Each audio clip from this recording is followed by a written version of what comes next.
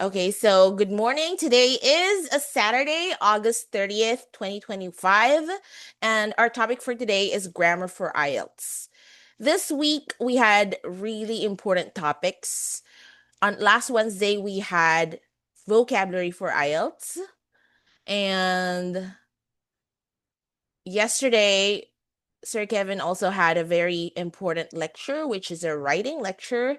And today we're going to tackle one of the minor lectures. However, this is a summary or a combination of all the grammar lectures for IELTS review. Okay, so we have a total of 8 grammar lectures individually, which would take up 2 hours each. So 8 times 2, that would be 16 hours of lecture if you were to attend per session. So instead of doing that, we decided to come up with one specific lecture, which is Grammar for IELTS, which combines all the areas of difficulty or where common mistakes usually occur. So I'm not saying that if ever we schedule a grammar lecture like grammar 1, grammar 2, hindi mo na yun aatenan because sometimes we do that since we see the results of your writing. Okay? So, kapag nakikita ni Sir Kevin na most students problemado sa verb tenses or most students problemado sa subject-verb agreement, he would schedule other grammar minor lectures depending on the results of your writing exercises na pinapacheck nyo sa kanya. Okay? But today we're gonna do grammar for IELTS. And as you can see here, these are the topics that we will cover and we will try to cover within the next 2 hours. Okay, so we will talk about pronouns.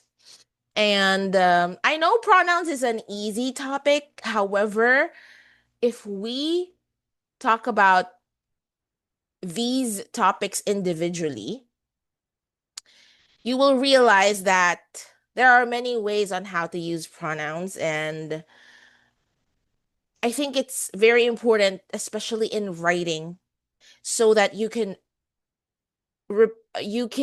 avoid repetition. Okay?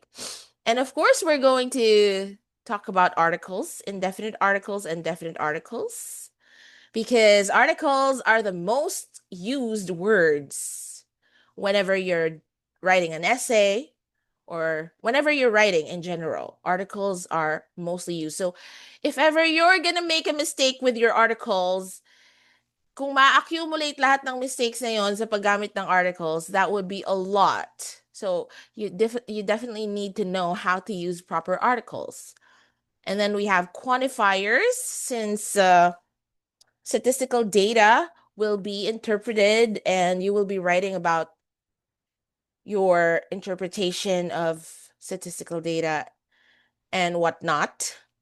And of course, verb tenses. Ito, even native speakers are actually problematic when it comes to verb tenses. So we will just talk about present progressive versus simple present and present perfect versus simple past, as these are the most used when it comes to writing. And we're going to talk about sentence structures. Even in speaking, a lot of you would do a lot of run-on and comma splices. What are those? We're going to tackle them later. I'll try my best na makover natin lahat to hanggang sa prepositions, because did you know that the meaning of your sentences would definitely alter depending on the preposition that you use? And prepositions are so important because if ever you misuse them, uh, there would be a lot of confusion on how the examiner would comprehend your writing outputs. That's why prepositions is also one of the areas that we should focus more on. Okay? If you do have any questions, please just type here on the chat thread, and I'll try my best to look at it every now and then. Okay. So without any further ado, let's move on.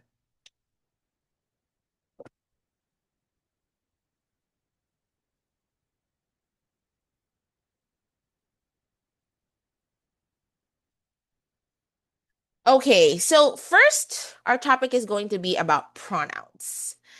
So, as you know, pronouns are simply words that serve as an alternative for proper nouns.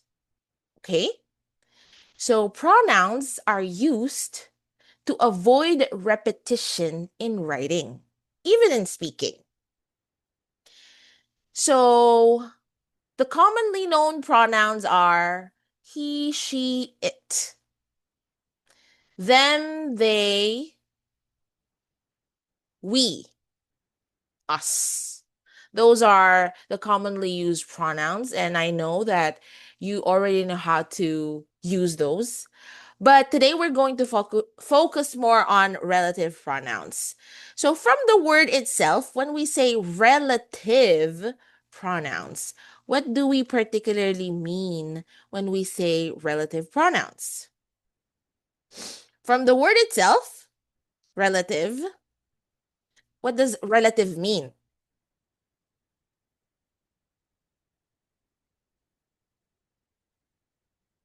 Please answer here sa chat thread. What is the meaning of relative?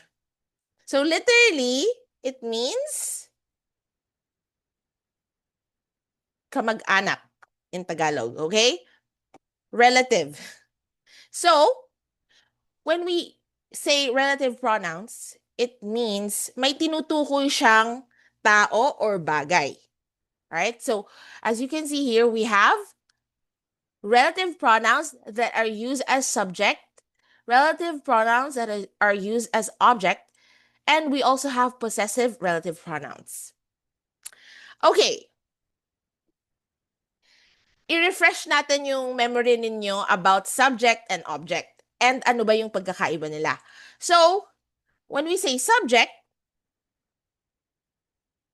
and object, parehong noun yan sa sentence. Hindi sila verb ha, they are nouns. So, when we say subject, this is the doer of the action. The doer of the action. Siya yung gumagawa ng action. That's what it means. But when we say object,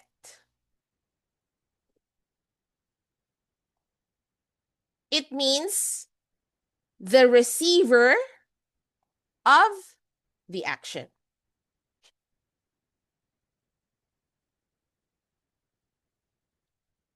Oh, we have more participants who have joined. Welcome. Okay, is it clear? Subject is the doer of the action, object is the receiver of the action. Ano yung pinagkaiba nila?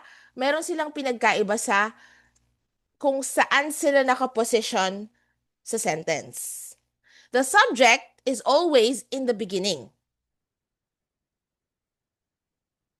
Ano bang sinasabi mo in the beginning? Okay, I'll give some examples, all right? Ang liit naman kasi ng space. Okay, I'll put myself here para makita niyo yung tinatype ko. The object is always in the end. Okay? So, for example,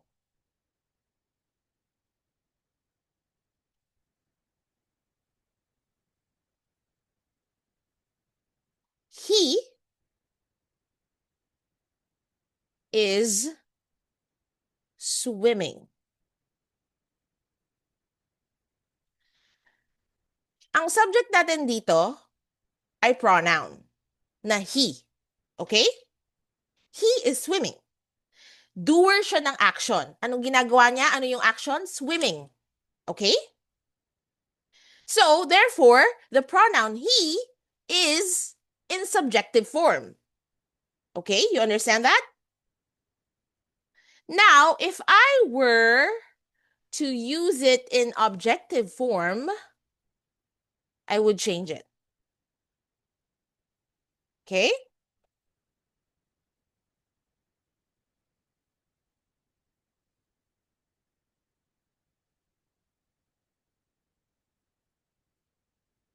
Okay. So, ang objective form naman ng pronoun na to is him. Andy was talking to him. So, yung pronoun na to ay nasa objective form. Sorry. Okay. We're talking about pronouns, okay?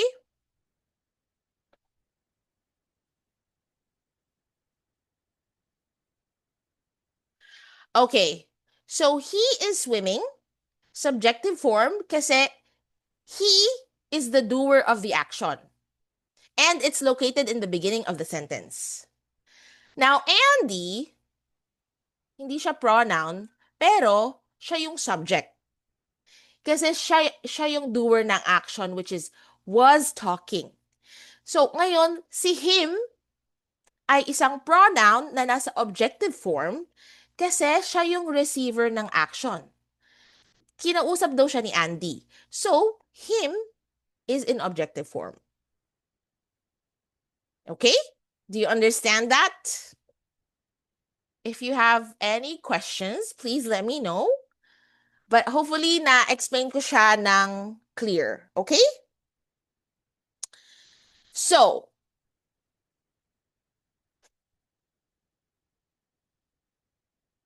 I needed to explain that para hindi kayo malito kung paano gamitin yung subject at object. Now, when it comes to possessive, it comes from the word possession. Okay? Do you know the meaning of the word possession? I have seen a lot of new members na nag-join dito sa meeting natin. Welcome to the meeting, guys. So we have Marco, Rhea, Myrna, and Rennie. Yes. Sayang na-miss nyo yung fun part kanina, which is we played an icebreaker game. Sa susunod, lalagyan ko na ng reward para mas exciting, right? Okay. So anyways, when we say possession, it expresses ownership. Or in Tagalog, pagmamayari. Okay? So, ito lang yung pwede nyong gamitin na relative pronoun that expresses ownership. Don't worry, we will talk about that later. So for now, let's discuss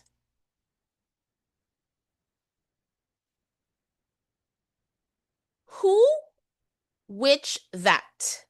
So pag ginamit natin yung relative pronoun na who, we're pertaining to what? A person. Okay? For example, my brother, who is a handsome young man, is a gym enthusiast. Sige. My brother, who is a handsome young man, is a gym enthusiast.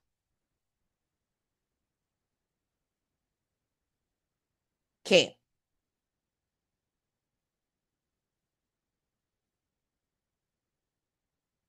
Ayaw magkasya, guys. All right. So as you can see, etong relative pronoun na to, tumutukoy siya sa subject natin, which is si brother. My brother, who is a handsome young man, is a gym enthusiast. I know that this sentence is not a simple sentence because may mga comma, right? But that's how you use a relative pronoun. Now, paano naman yung pronoun na which? Ang pwede mo lang gamitin yung which when you're pertaining to things. Okay? You cannot use it when you're pertaining to a person. Okay.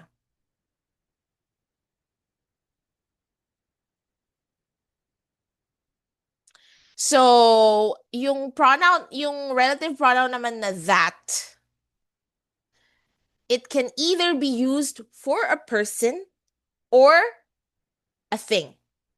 So, versatile si that. Okay? Compared kay who tsaka which, hindi sila versatile.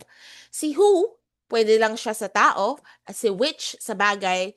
Si that naman, it's either you use it for things or for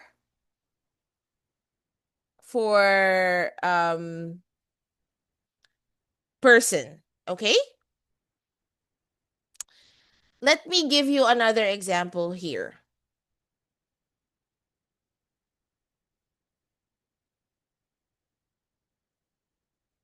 Paano naman natin gagamitin yung whom? Okay. Sheila, whom I share my problems with, lives in UK.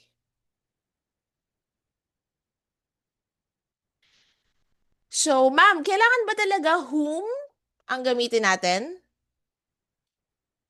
Actually, pwede rin namang who. Sheila, who I share my problems with, lives in UK. So, either of the two, acceptable. Whom or who. Okay? Just make sure that your subject is a person.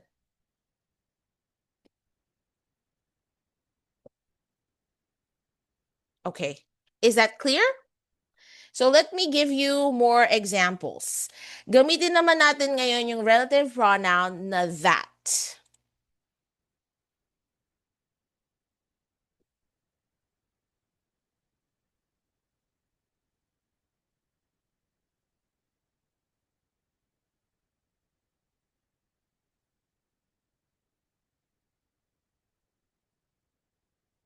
At ano yung pinagkaiba nila sa which? Very subtle lang yung changes or yung difference between that and which. Pag ginamit mo yung relative pronoun na that, you don't really need to add a comma anymore. You can just say, the pizza that I bought is delicious. Ngayon naman, if gagamitin mo yung which, definitely you have to put a comma. Before and after the phrase. The pizza which I bought is delicious. Pero alam nyo ba, pwede nyo namang hindi na pahirapan yung sarili ninyo. Okay? Kasi pwede naman talagang walang relative pronoun yung sentence na yan. The pizza I bought is delicious. And, good news, acceptable lahat yan. Ngayon, bakit naman namin kayo ina-encourage na gumamit pa ng relative pronoun? Kung pwede naman palang wala. Ayaw nyo nun, additional words din yun. Plus one word din yan, if ever. And kapag gumamit ka pa ng may comma, mapapakita mo pa sa examiner, wow, competitive siya sa grammar. Alam niya yung tamang paggamit ng mga commas. 'Di ba? So, syempre, extra points din yun sa writing ninyo. Guys, ang bilis kong mapagod today. Like, I'm trying my best to have this energy. Pero, I'm not totally fine yet. Like, I'm still a little feverish. Pero sayang naman yung momentum this week. Kaya, kailangan nating mag-lecture. Okay.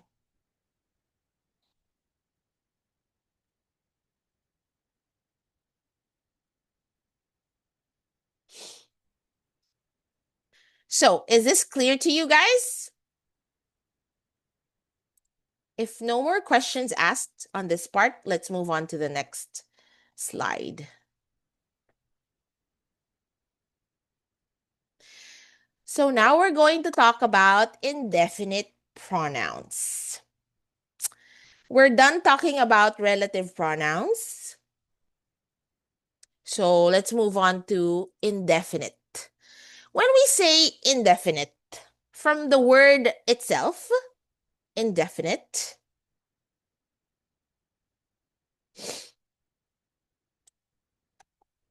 ibig sabihin lang yan, not definite. Okay? Kasi yung prefix na in makes the word definite negative. So, ibig sabihin ng indefinite, not definite. So, ma'am, ano ibig sabihin ng definite? May kasiguraduhan. Okay? Pag definite, may kasiguraduhan or may tinutukoy. So, kung indefinite, walang kasiguraduhan, walang tinutukoy. Got it? So, as written here, it says, definite pronouns refer to people or things without saying exactly who or what they are. So we have a total of 12 indefinite pronouns. Somebody, anybody, nobody, everybody, someone, anyone, no one, everyone, something, anything, nothing, everything. If you use these indefinite pronouns in sentences, definitely alam mong walang tinutukoy na specific person or thing. Okay? So, somebody, someone, etong dalawa na to, they are referring to people. Okay? Pero itong si something, malamang, thing nga di ba? So, not in any way, kaya niyang tumukoy sa tao. Okay? Thing. Yan, may anything, nothing, everything. Pero itong my body tsaka one definitely pertains to people. Okay? So,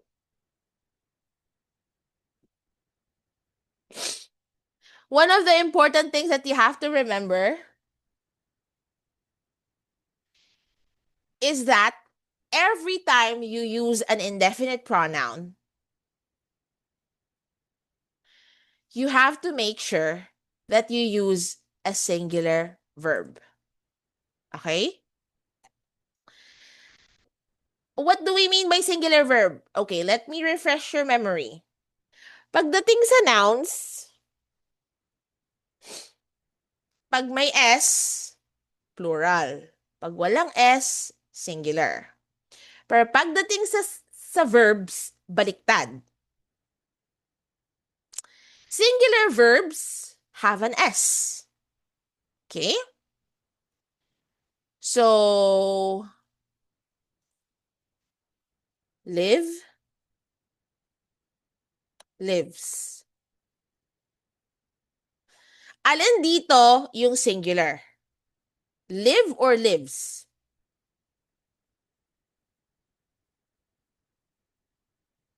Let me make an example sentence.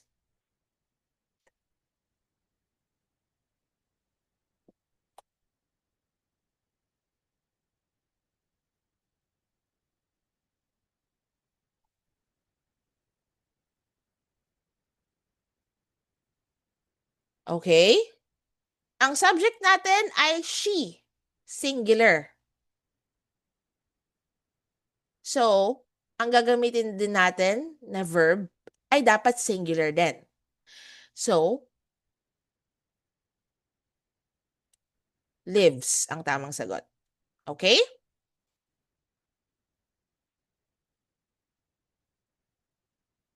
Okay, Mirna, thank you for your answer. That's correct. I need you guys to participate, okay?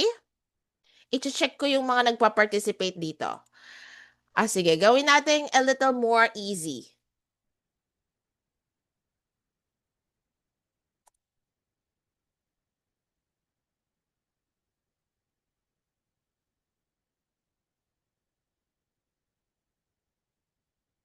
So, sa sentence na to, the boy want or wants an ice cream. Ang subject natin ay, what's the subject here in the sentence, guys? I-encode nyo dito yung answer ninyo. I'll be waiting.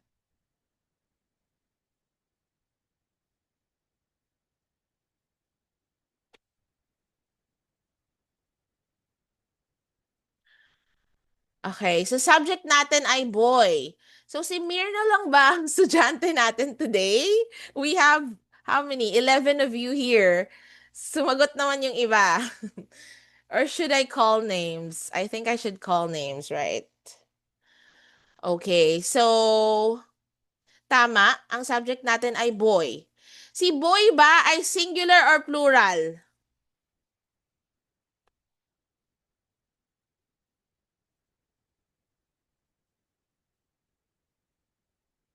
Natalie, thank you so much.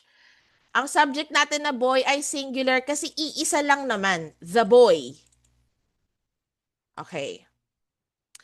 So ngayon, since singular si subject, kailangan din natin ng singular verb. So alin dito yung tamang sagot? Want or wants? Okay, ayan. Very elementary level ang ating discussion today, pero kailangan nating i-refresh. Okay, thank you so much for your answers. Tama naman po yung mga sagot ninyo. The boy wants an ice cream. Okay, next example.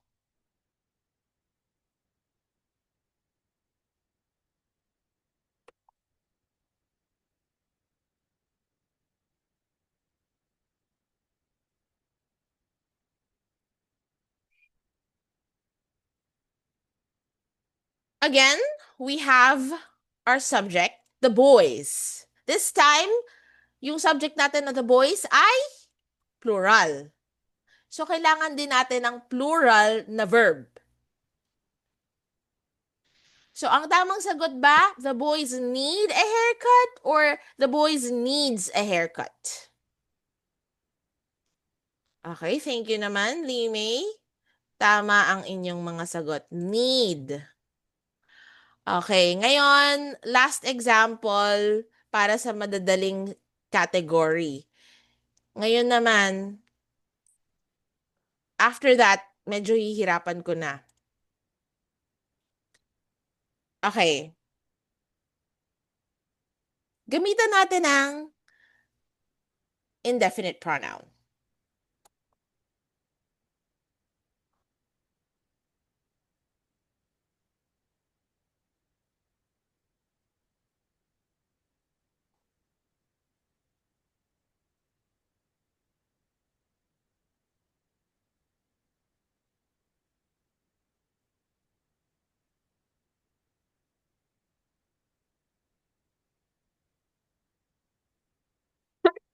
Excuse me.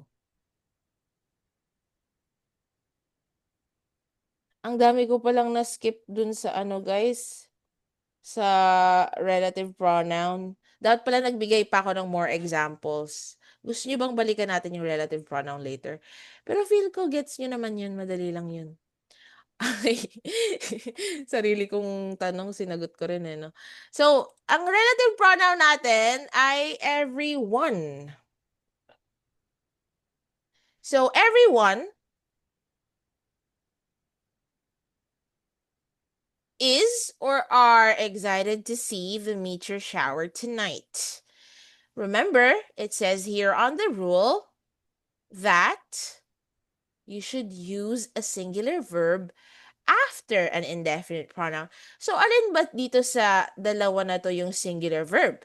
Is or are? Okay, thank you for your answers, Natalie and Kurt. Your answers are actually correct. Everyone is excited to see the meteor shower tonight. Okay, next. Nobody.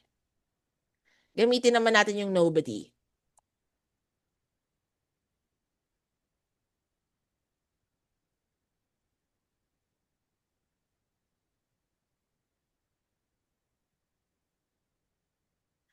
Okay, so may I call on um Princess? Can you please read this example? Princess?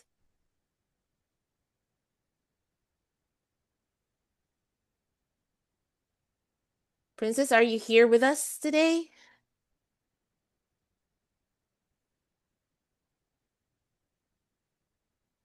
Let's see kung sino kayang sumagot nitong ng tama. Nobody have or has an idea where Bruno is hiding. Okay. Any hands? Raise your hands if you feel like you want to answer or you know the answer.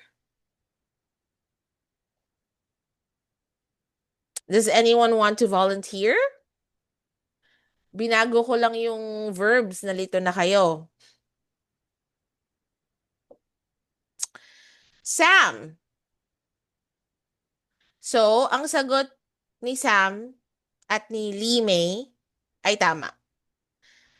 Has. Nobody has an idea where Bruno is hiding. Okay, next example.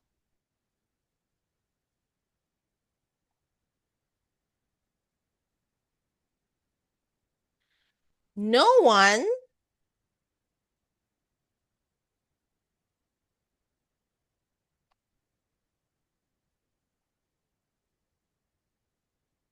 Grabe talaga yung mga examples na naiisip ko. No one were or was prepared for the tsunami. Lord, sana naman wag. Hindi na nga maayos yung flood control, magkaka-tsunami ba?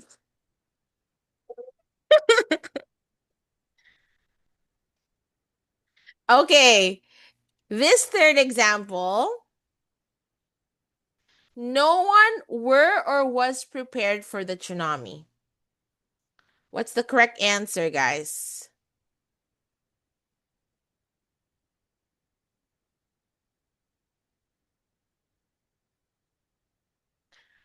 Okay, Mark, Kurt, Limay, tama yung sagot ninyo. Sana yung iba nagpa-participate din para alam ko kung talaga bang nagigets ninyo yung ano natin, yung topic natin ha.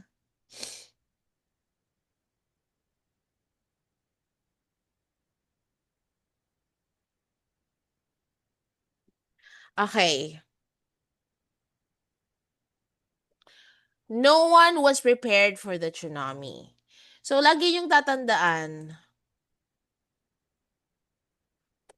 yung mga verbs na is, was, has, mga singular yan lahat. Okay? Tapos, pagdating naman dun sa mga action words, ito kasi ang verbs na to, ang tawag dito ay helping verbs or auxiliary verbs, okay?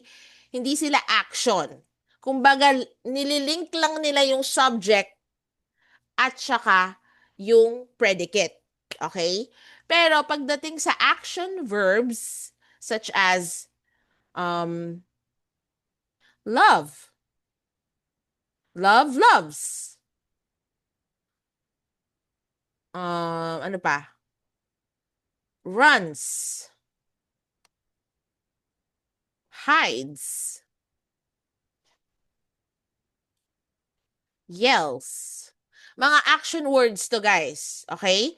So, tatandaan nyo, kapag may S, yun yung singular. Alright? Is it clear?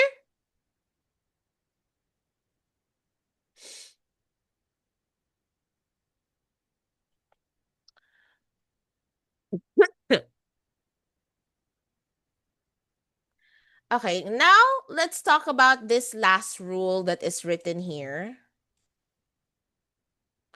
Use a plural pronoun to refer back to an indefinite pronoun. Ano ibig sabihin nito?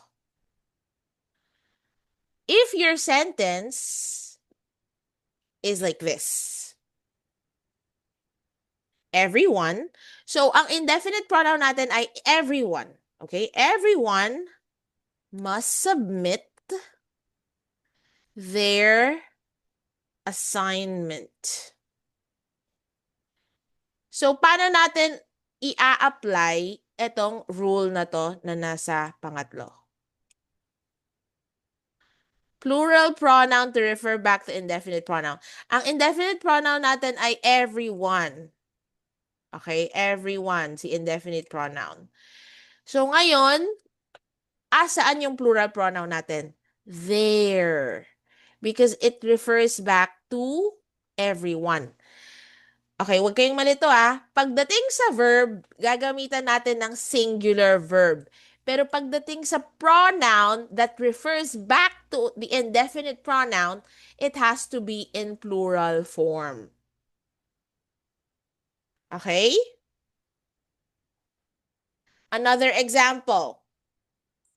Kasi alam ko hindi kayo satisfied sa isa lang.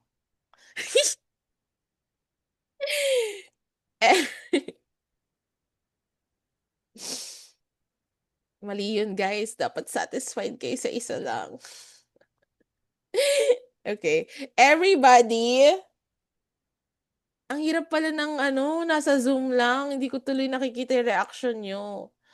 Para tuloy akong tanga dito. Ako lang tumatawa sa jokes ko. Everybody is expected to bring food. They should cooperate.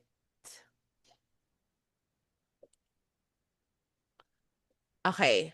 So, they should cooperate. Ano dito, alin dito yung indefinite pronoun? Everybody is expected to bring food, so they should cooperate. Answer, please. Listen to my question. From this sentence, guys, ano yung indefinite pronoun natin? Sa sentence na to.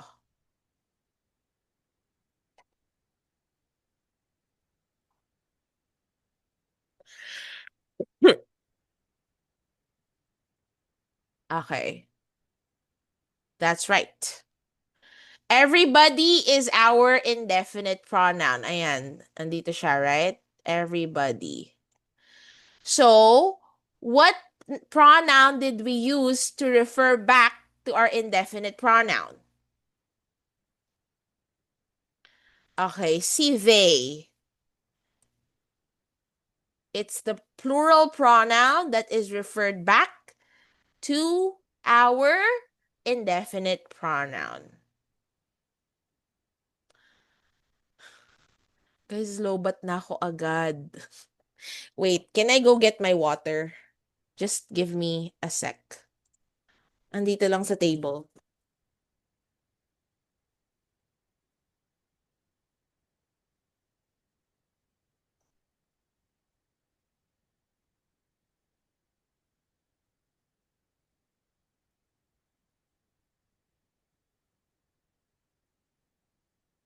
All right, I'm back.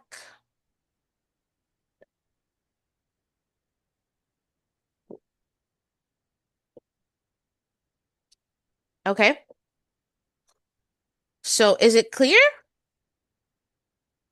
Let's now move on to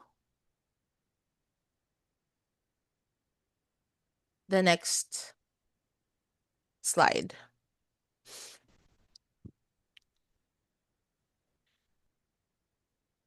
Okay. In order to show possession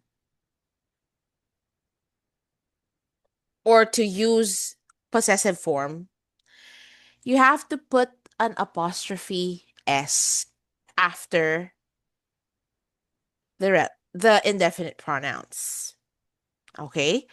Possessive, ibig sabihin, we're going to try to express ownership. For example, someone's umbrella. We don't know who the umbrella belongs to, but it's someone's umbrella.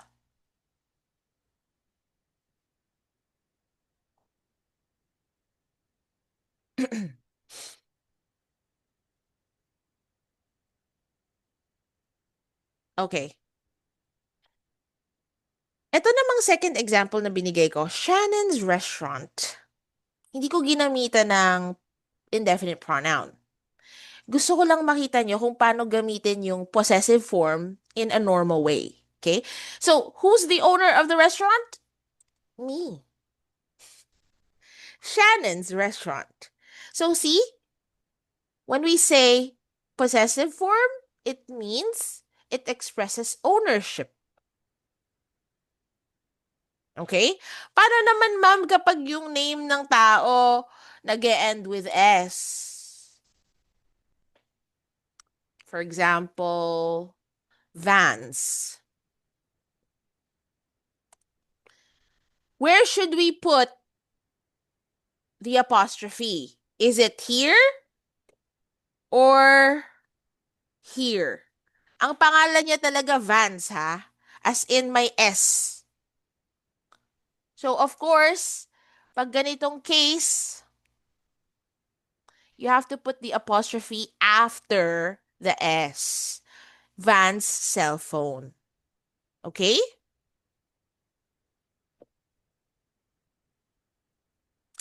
So, wag kayong malilito kapag ganito natin ginamit.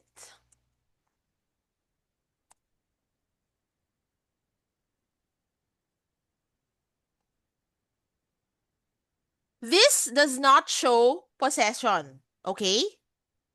Kasi everybody's busy is just a contraction for everybody is busy. It does not show possession.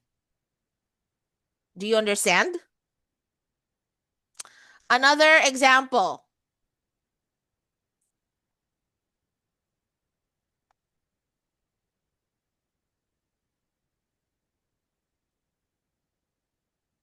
Nobody's here yet. It's just a contraction for nobody is here yet. Remember, when we say contraction, we put the words together using an apostrophe.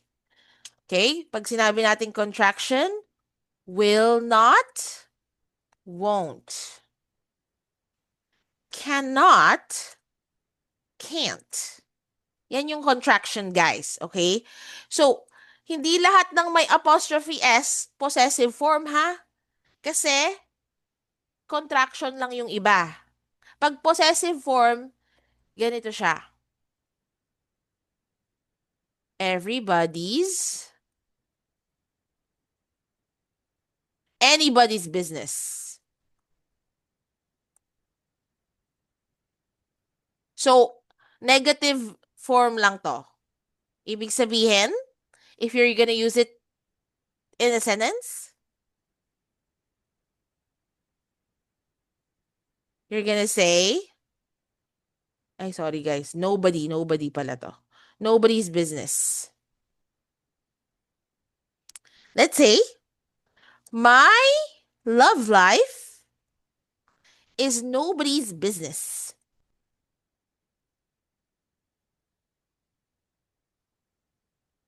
It still expresses possession. Nobody's business. Pero syempre, nobody, ibig sabihin nun, nobody. Ibig sabihin nun, walang may pake sa love life ko, okay? My love life is nobody's business, but it still expresses possession. Do you understand? Okay. Mhm. Do you need me to give more examples with possessive form? I can give more examples. Kasi feel ko nalilito kayo dito eh.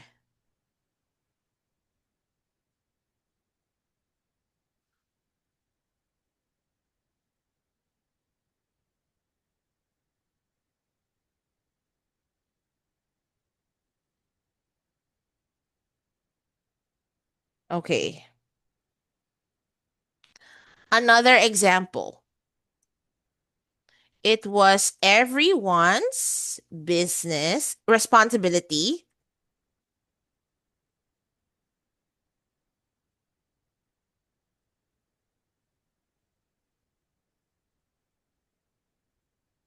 Okay.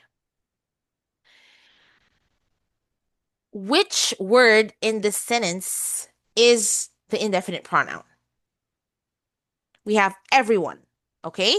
So, since nilagyan natin ng apostrophe S, it expresses possession. So, it was everyone's responsibility. Lahat daw responsible to help clean. Okay? Next. I think this is someone's bag.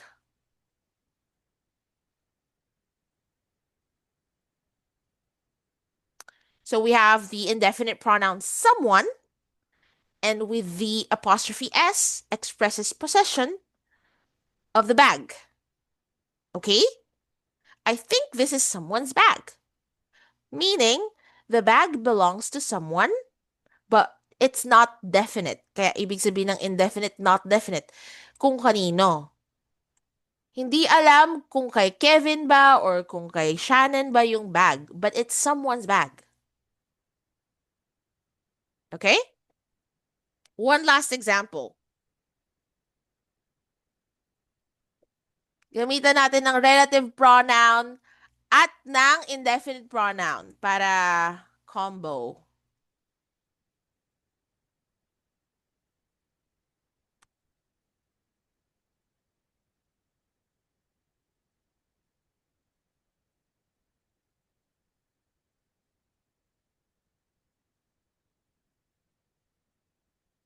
Okay. So, sa third example, ang relative pronoun natin ay whose. We're pertaining to a possessive relative pronoun which pertains to a person. Kaninong phone daw yung nagre-ring? Sumagot naman siya at sabi niya, it's somebody's phone. Pero hindi nila alam kung kaninong phone. Kasi lahat sila naka-iPhone at same lang yung ringtone nila. Medyo matagal na ako guys hindi gumagamit ng ibang phone. So, hindi ko alam kung pwede bang i-ringtone ngayon yung mga kanta. Dati kasi nung Android yung phone ko, pwedeng gawing ringtone yung mga kanta. Ngayon ba guys, pwede pa rin ba yon? Hindi na yata ako outdated na talaga ako sa mga kung ano-ano, no? Sagutin niyo naman yung tanong ko, guys. Pwede ba bang gawing ringtone ang mga kanta? Totoo? How do you do that? I really don't know how.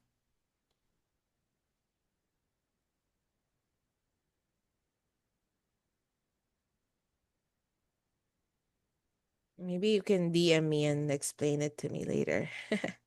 Okay, so let's move on to the second rule. We have a second rule, and it says here you should use the indefinite pronouns with no as the subject in negative clauses, not pronouns with any.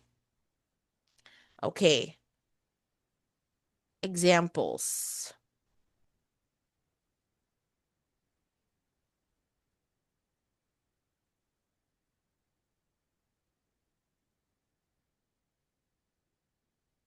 So, lahat daw ng relative indefinite pronouns na may no, like nobody, no one, nothing, you will only use them as subject. Okay? Meaning, in the beginning of the sentence, in subjective form only. Okay? All right.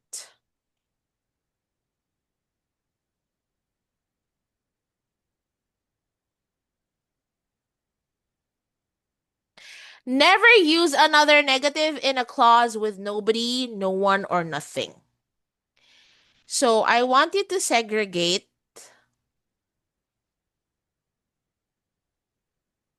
these three indefinite pronouns because they are considered as negative. Okay? Negative sila. So, make sure when you're using them in a sentence, hindi magda-double negative. For example,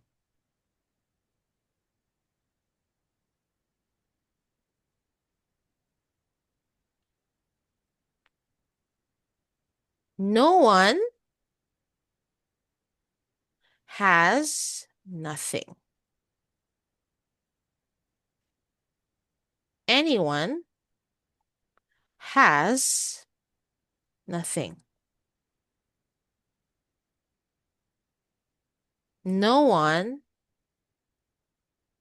has anything. So let me check.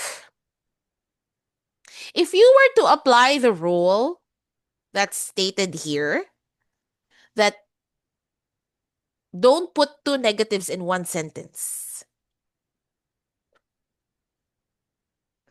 which among these three sentences is correct? No one had nothing, anyone has nothing, or no one has anything? Please encode the correct answer here.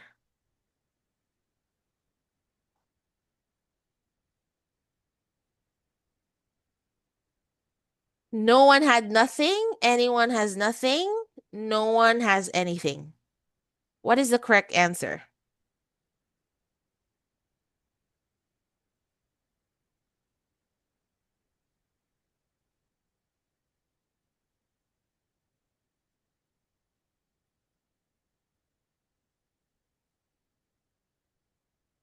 Ba't walang sumasagot? Okay, i-dissect natin ah. Parang ano lang eh. Parang frog lang, i-dissect. So, no one, sabi natin, negative to. Ang nothing, negative din, di ba? So, ibig sabihin, double negative. So, mali to. It's grammatically incorrect because it's double negative. Ito namang anyone has nothing.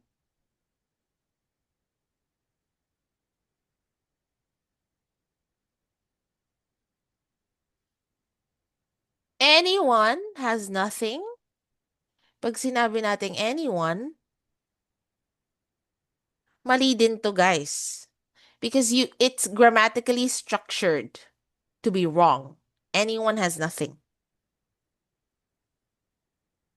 Pwede mo bang sabihin, everybody has nothing? Everyone has nothing? Pero hindi mo pwedeng sabihin, anyone has nothing. That's why the correct answer is, no one has anything. So, we have one negative, which is no one, and one positive. So the correct answer is no one has nothing. No one has anything. Okay?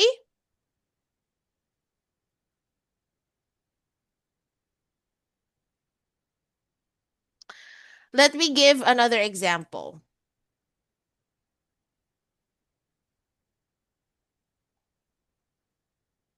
I do not have nothing. What is wrong with this sentence? I do not. Same lang siya sa I don't. Okay? Iko-contract lang natin, so magiging I don't. I don't have nothing. So don't or do not, negative word yan. Kasi may not. Negative din tong si nothing. That's why this makes the sentence grammatically incorrect. Because because they're both negative. So, double negative din to. Okay?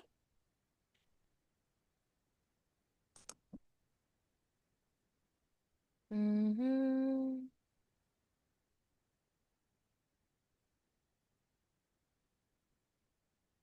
Okay. Let me give another example.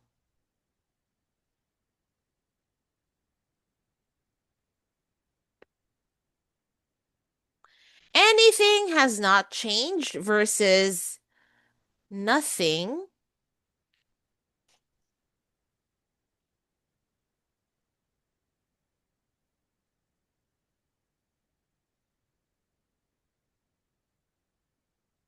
What's the correct sentence? Anything has not changed or nothing has changed?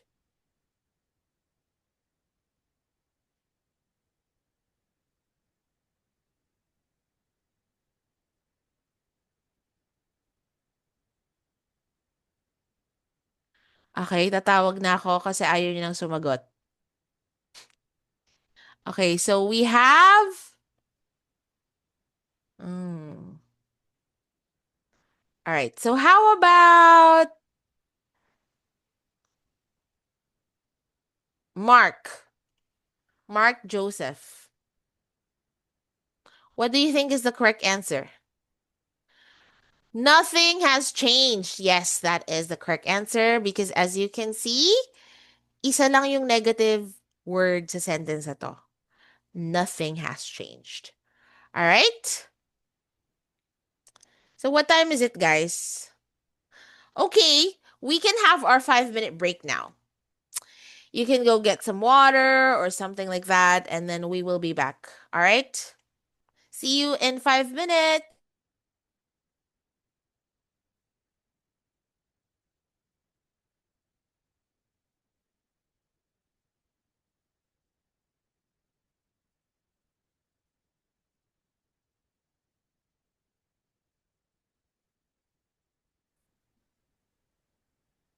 Another important rule when it comes to indefinite pronouns, when you use the word else after the indefinite pronouns, you refer to people or things in addition to the ones already mentioned. Okay, paano daw kapag ilalagay mo yung word na else after the indefinite pronoun? Anybody else? Nobody else. Everybody else? Anyone else? No one else? Everyone else. Anything else? Nothing else? Everything else. So, ibig lang sabihin ng word na else, may iba na. Or may iba pa. Okay? So, for example, he is dating someone else. Sad. He is now dating someone else. For example, nakita mo yung friend mo. He's no longer with his long-term girlfriend. Hey, I saw Andy the other day. He's with another girl. He's dating someone else. Okay?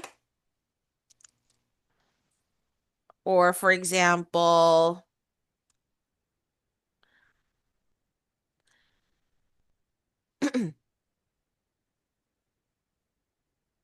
is mom cooking adobo for dinner?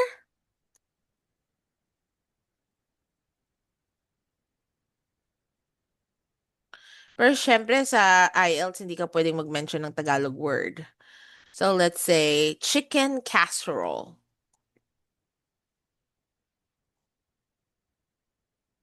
Is mom cooking chicken casserole for dinner?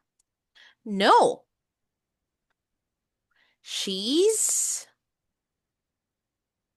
cooking something else.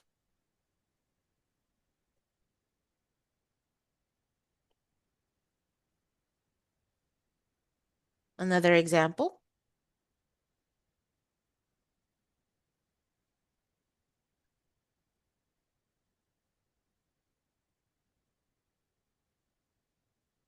Are you watching Wednesday tonight?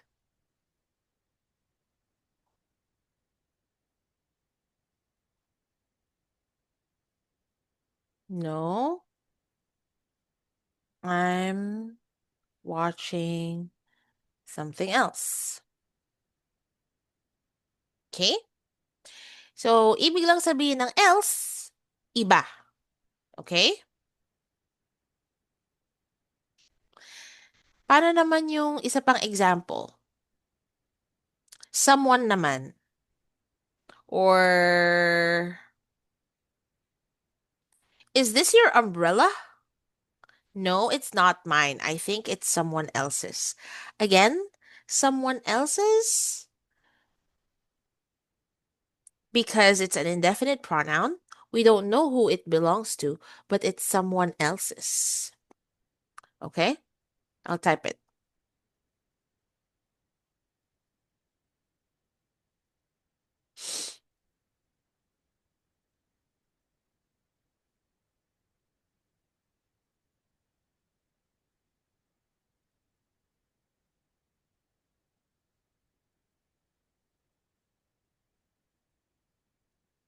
So, in this case, nilagyan natin ng apostrophe S yung someone else's. So, pag nilagyan natin ng apostrophe S, it just simply means that you are expressing possession. Kasi nga, yung umbrella, pagmamay-ari daw siya ng ibang tao. Yun yung ibig sabihin nun. Okay? Is this your umbrella? No, it isn't mine. It's someone else's. But we don't really know who the umbrella belongs to. Because otherwise, we're not going to be using an indefinite pronoun if we knew who the umbrella belonged to.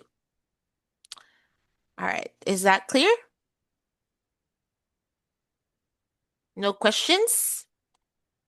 All right. Let's move on then.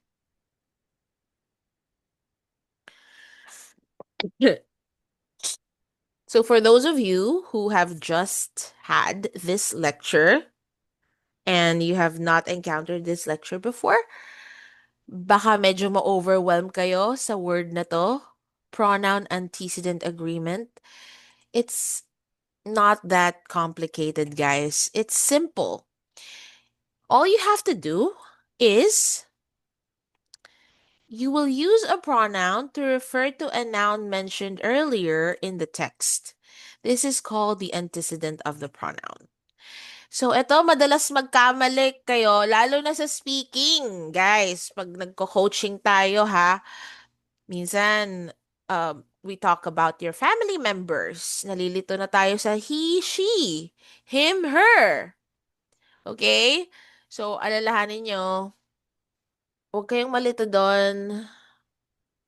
Kasi, um, pag male, gamitan nyo ng tamang pronoun, okay? His, he, him. Pag female, she, her, hers. Okay? Pag naman plural, they, their, we, us. Okay? So make sure that your pronoun will match with the subject that you have used in the sentence.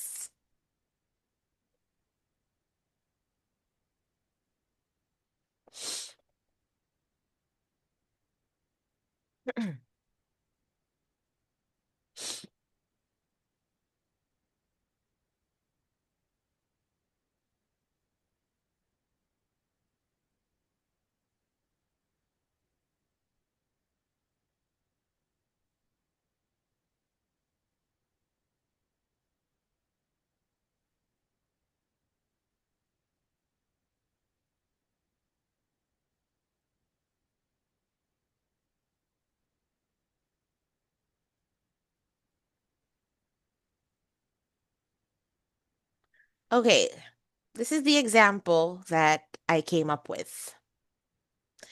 If somebody disagrees, well, bahala ka na dyan. So, I'm a female, okay?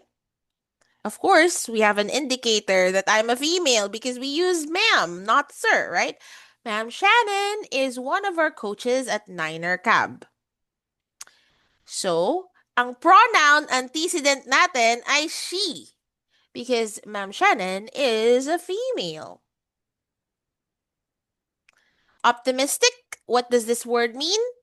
It simply means positive thinker or has a positive outlook in life. All right? So, pag gumagamit tayo ng indefinite pronouns, make sure natin na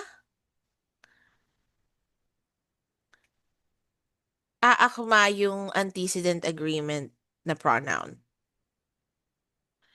So, why is it important to learn about this? Because in writing, definitely, you have to make sure that your subject agrees with the antecedent pronoun. Pronoun antecedent. Okay? So, paano naman kung hindi mo alam yung gender ng tinutukoy dun sa passage? Alright, so, walang given na gender. The teacher is having a lecture to his or her audience, students. The writer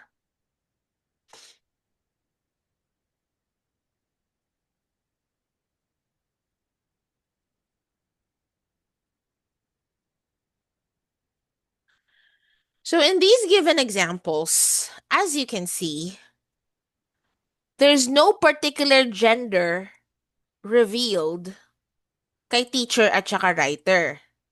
Hindi natin ngayon matukoy kung lalaki ba siya or babae.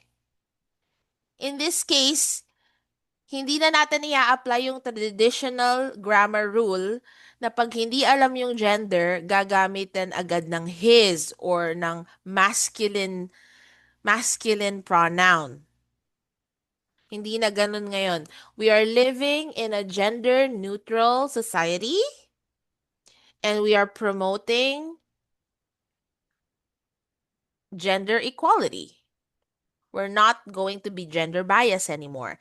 Kaya naman, kapag hindi mo alam kung ano yung gender, you have to use his apostrophe her. Okay? However, hindi masyadong formal na gumamit ng ganito sa writing. So, anong gagawin? I-pluralize natin ngayon. Okay? I-pluralize natin para safe.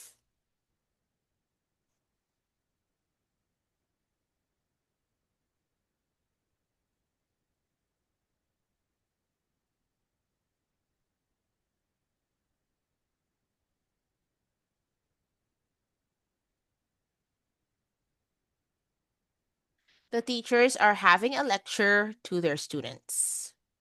Or another example.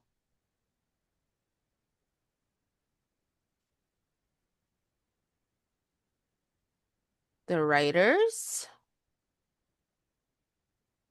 are talking to their audience. So, pinluralize natin and we made sure that the pronoun agrees with the subject. Okay? Plural, plural.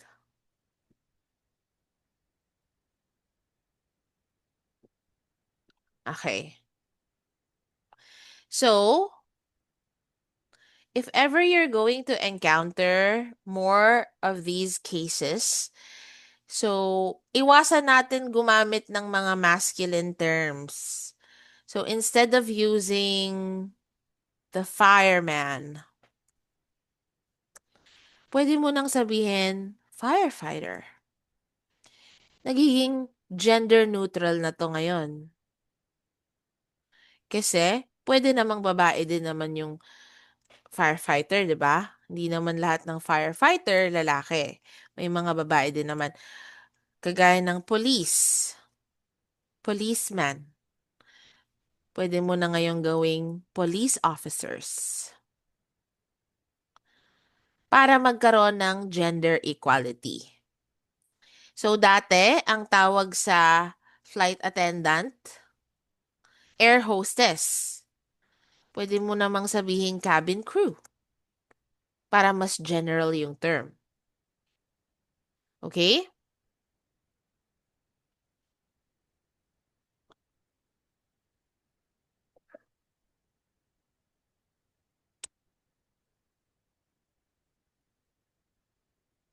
Do you have any questions about this?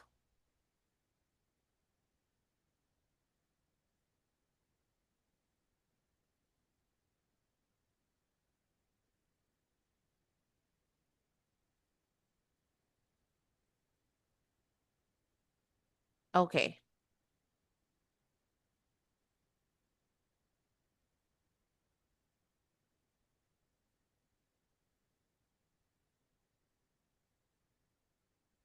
Let's move on. Use the pronouns either and neither also as singular. The need for pronoun antecedent agreement doesn't create any problems when the gender is clearly specified. But when the gender of the person is not mentioned, finding a pronoun that agrees with its antecedent can be difficult. Okay?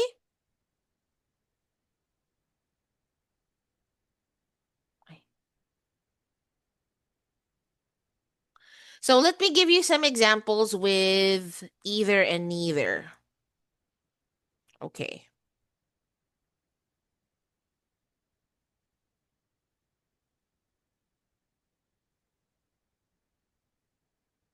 Mhm.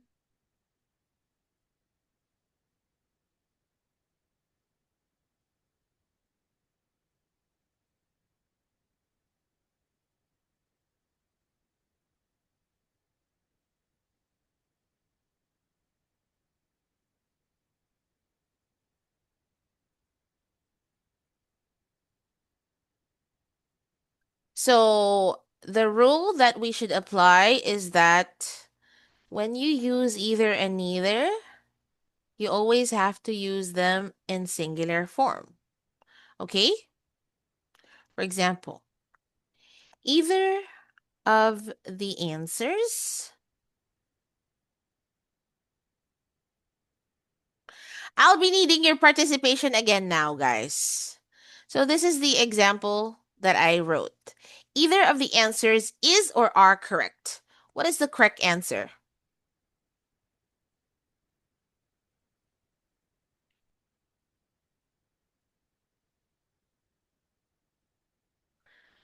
Okay, what is the correct answer? Either of the answers is are correct.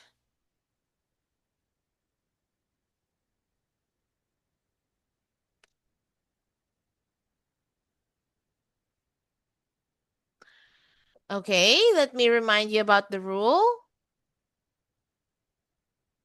Pag may either, ang kailangan natin gamitin ay singular. Singular verb. Okay? So, either of the answers is correct. So, hindi tayo magbabase sa answers. Dito tayo magbabase sa either. Okay? Okay, let me give another one.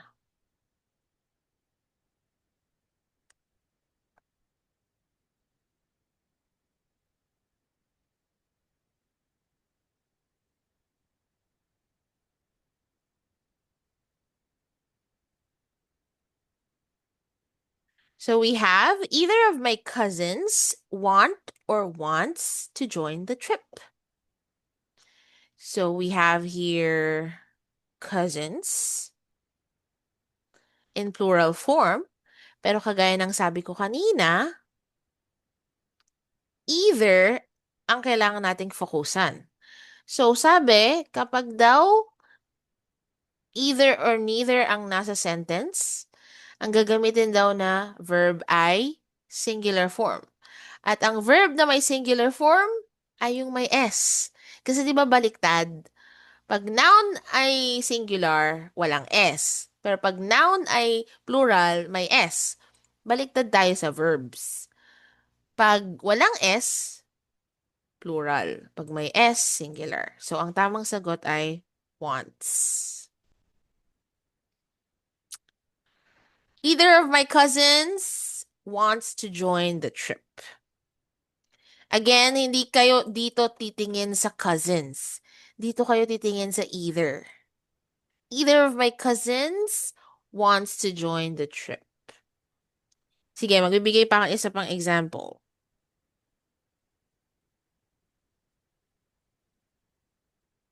Neither naman.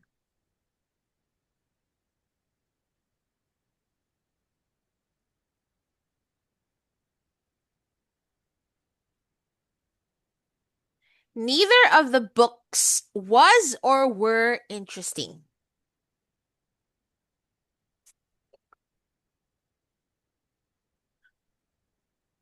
What's the correct answer?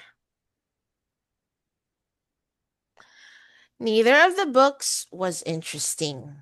Very good. Ngayon naman, balik tayo sa nakakalitong part.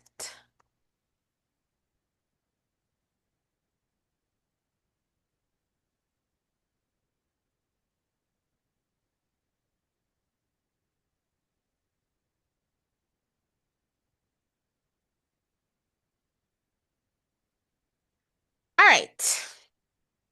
Pag kasi was, where, is, are, medyo madali lang sumagot no? Pero tingnan natin tong next example na binigay ko. Neither of my parents know or knows how to play chess. So, lahat kayo sumagot ng knows. So, sa tingin niyo ba tama yung mga sagot ninyo?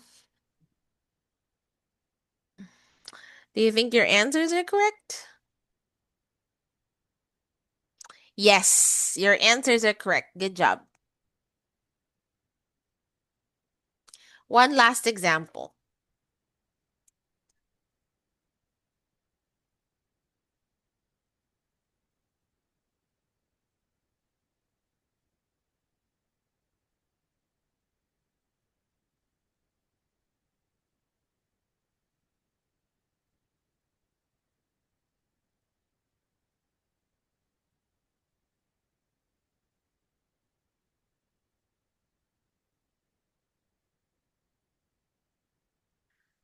Okay.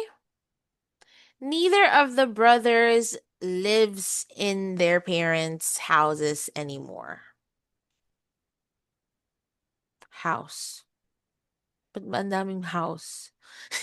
Okay, neither of the brothers lives in their parents' house anymore. Yes, that is correct. Congratulations for giving the correct answers, guys. Natututo tayo today, right? Yes, naman. Oh, sobrang inaantok na ako.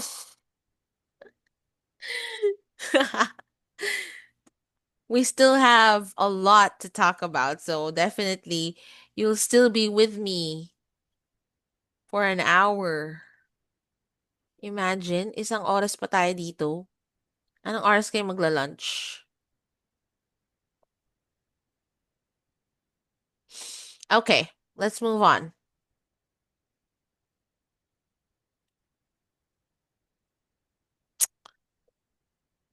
A student must hand in his assignment before the end of this month. So, kung makikita nyo, mapapansin ninyo sa sentence na to. Student. Ginamitan ng his. Obviously, there's gender bias in this example. Kaya naman, ito ang mga advice. Actually, sinabi ko na yan kanina. Umulit lang din. So, ipo-pluralize natin or kaya his or her. Okay? Kagaya nito. Students must hand in their assignments before the end of this month. A student must hand in his or her assignment before the end of this month. Okay? Always remember, we are not going to promote any gender bias because you will be marked wrong in your grammar. Okay?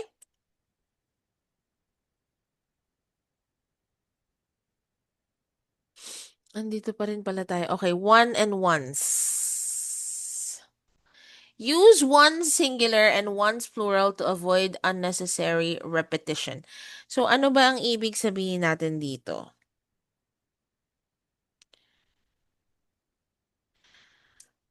For example,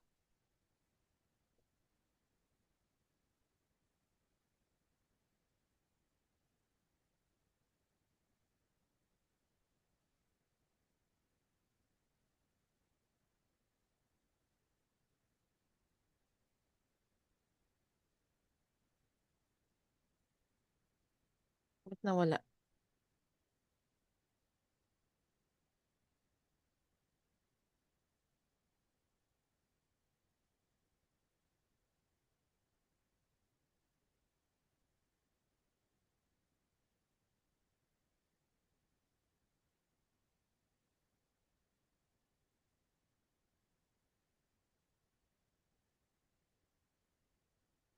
Okay.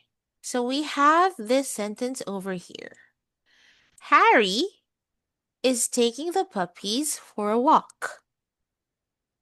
He's the one in charge today. Kasi hindi naman pwedeng puro na lang Harry, Harry. Harry is in charge today. It doesn't sound good if you keep doing that, okay? So you can say, Harry is taking the puppies for a walk. He's the one in charge today. Okay. Another example.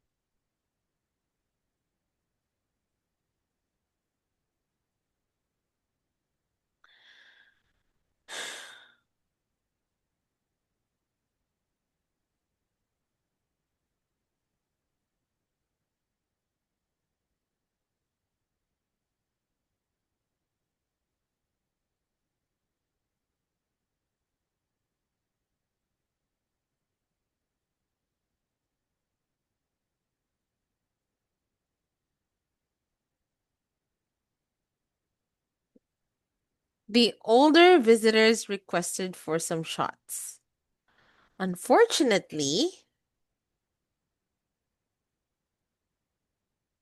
they're they're the ones who easily got drunk. So kung makapapansin nyo, ginamit nating subject ay older visitors.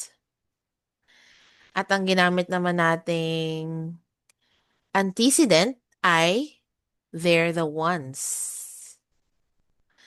Okay, para mas makita nyo na plural to, they are. They are the ones who easily got drunk.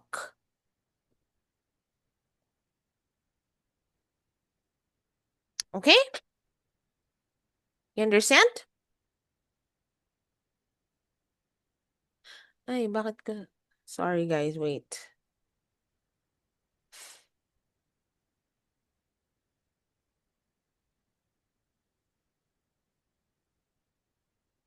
Okay.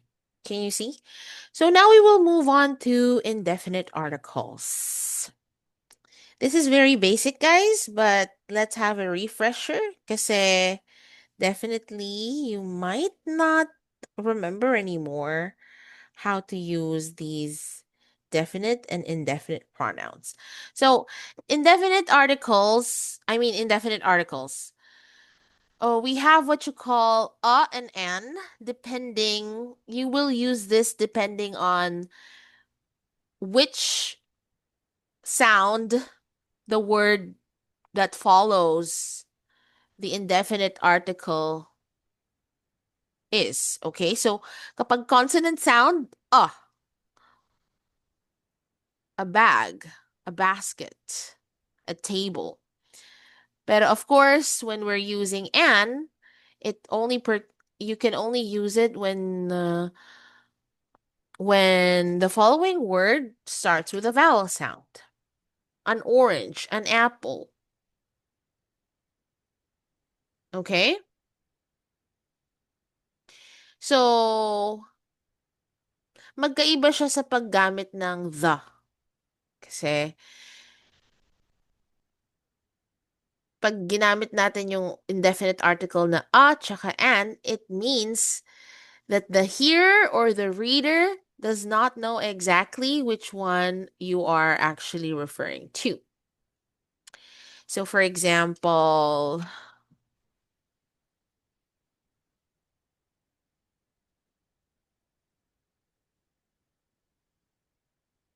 get me an apple from the basket.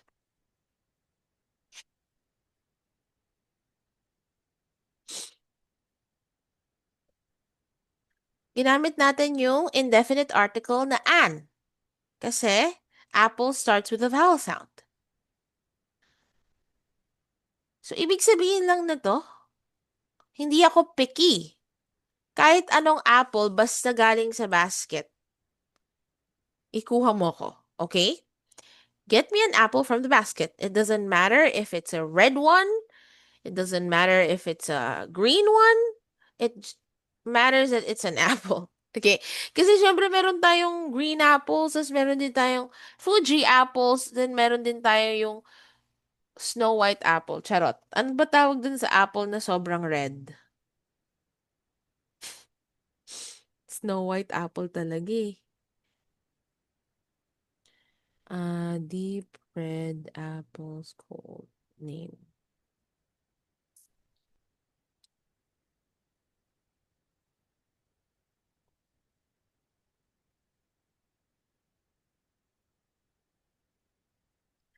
So,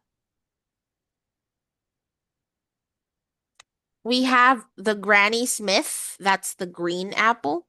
We have the Fuji apple, yun yung karaniwang tinda dito sa Philippines.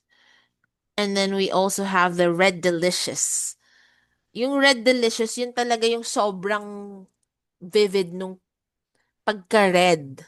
Yun nga, yung kung mapapanood nyo yung Snow White, Red Delicious apple tawag doon. Meron din naman tayong tinatawag na Golden Delicious. It's the color of the apple is actually yellow. There's also ang dami pala. Guys, ang daming different kinds of apples. Rome, Sweet Tango, Opal, Crispin. So yeah, in this example, hindi picky, indefinite kung anong apple, basta apple, okay? Basta kung makikita mo yung basket, just get me an apple from there. Okay? Um, I need to buy a dictionary from National Bookstore. Ginamit ko yung indefinite article na a. I need to buy a dictionary. It doesn't matter if it's a Webster's dictionary or a Merriam's dictionary, basta dictionary siya. And again, hindi tinutukoy kasi nga indefinite articles ang ginamit natin. Ngayon, kung gagamitan natin ng the, I need to buy the Merriam Dictionary from National Bookstore.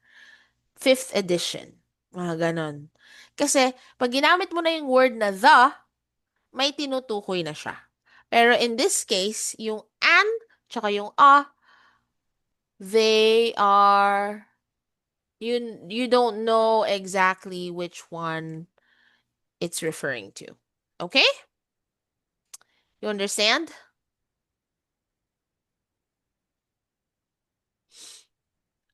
Ngayon, kailangan i-elaborate ko sa inyo itong definite article. So, kung yung a tsaka an, indefinite articles sila,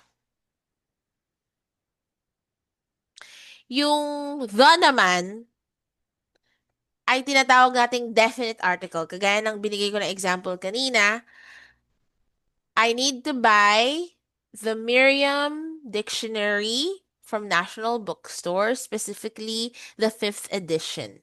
Ganyan, okay? So, meron na akong tinutukoy kung anong dictionary gusto ko kasi ginamit ko na yung article na the Merriam Dictionary. Okay? So, let's say, binibigyan mo ng instructions ang iyong friend kasi first time niyang bumisita sa bahay niyo. Okay?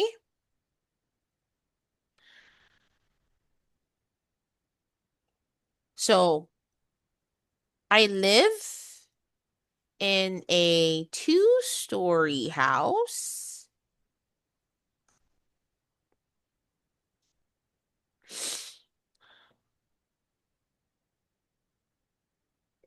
The house is located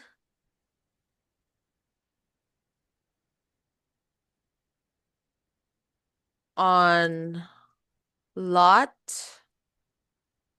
5,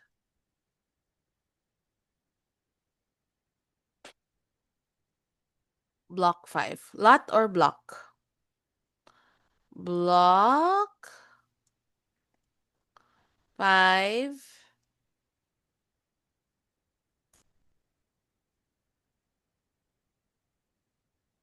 Crimson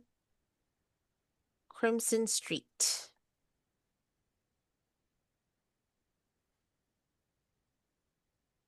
Camellia subdivision.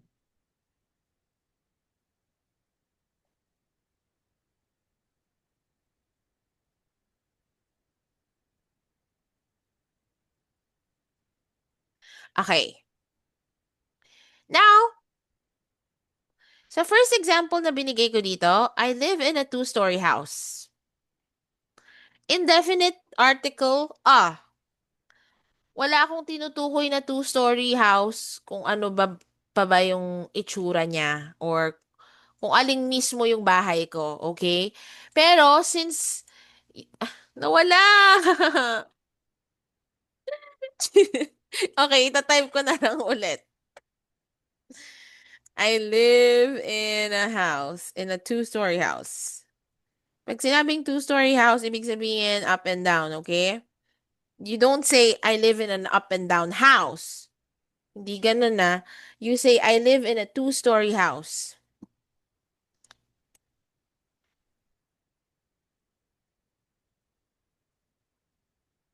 The house is located in Lot 3, Block 5, Crimson Street, Amelia Subdivision. Invento ko lang yan, guys. Huwag kayong nagpapaniwala. Pero yan, okay? So, since gusto ko nang maging specific kung alin dun yung bahay ko, ginamitan ko na siya ng the. Kasi definite na to. Hindi na to yung kung ano-anong bahay lang na makikita mo sa Camellia. Ito na mismo yung bahay na located sa Lot 3, Block 5, Crimson Street, Camellia Subdivision.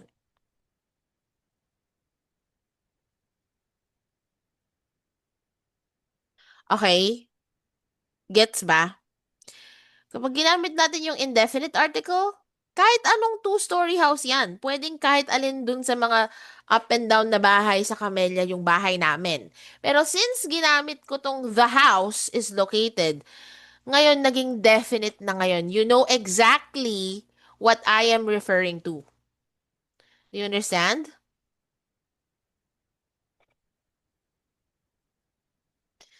Ang lamig. Okay. I believe gets you na yan. Right? No violent reactions. You all understand, right? Guys, feedback. Let me know. Para kung hindi nyo pa gets, gawa pa tayo ng examples. Pero since walang sumasagot, I'll just move on to the next. So, We're going to talk about quantifiers now. I did talk about non-count and count nouns last Wednesday when we talked about vocabulary for IELTS, because definitely this is part of the grammar section na talagang kailangan nating alalahanin. Kasi you could commit a lot of grammatical lapses if ever you don't know kung paano itukoy yung count and non-count nouns. Okay? So, unahin muna natin ang count nouns. Pag sinabi natin count nouns, yan yung mga nouns na mabibilang mo ng literally you can count, okay? So, if gagamit tayo ng quantifiers na both, each, either, few, fewer, neither, and several, you can only use it with count nouns. I need fewer apples. Apples is a countable noun. Ginamitan ko siya ng quantifier na fewer. So, that's grammatically correct. Okay? I need fewer apples.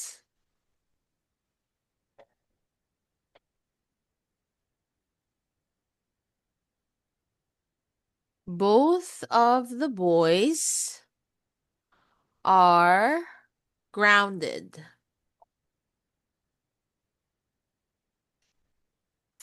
So, ang quantifier natin ay both. Pag sinabing both, alam nyo na yun guys, dalawa lang, right? Both of the boys, plural pa rin kasi boys, are grounded. So, both tumutukoy sa boys.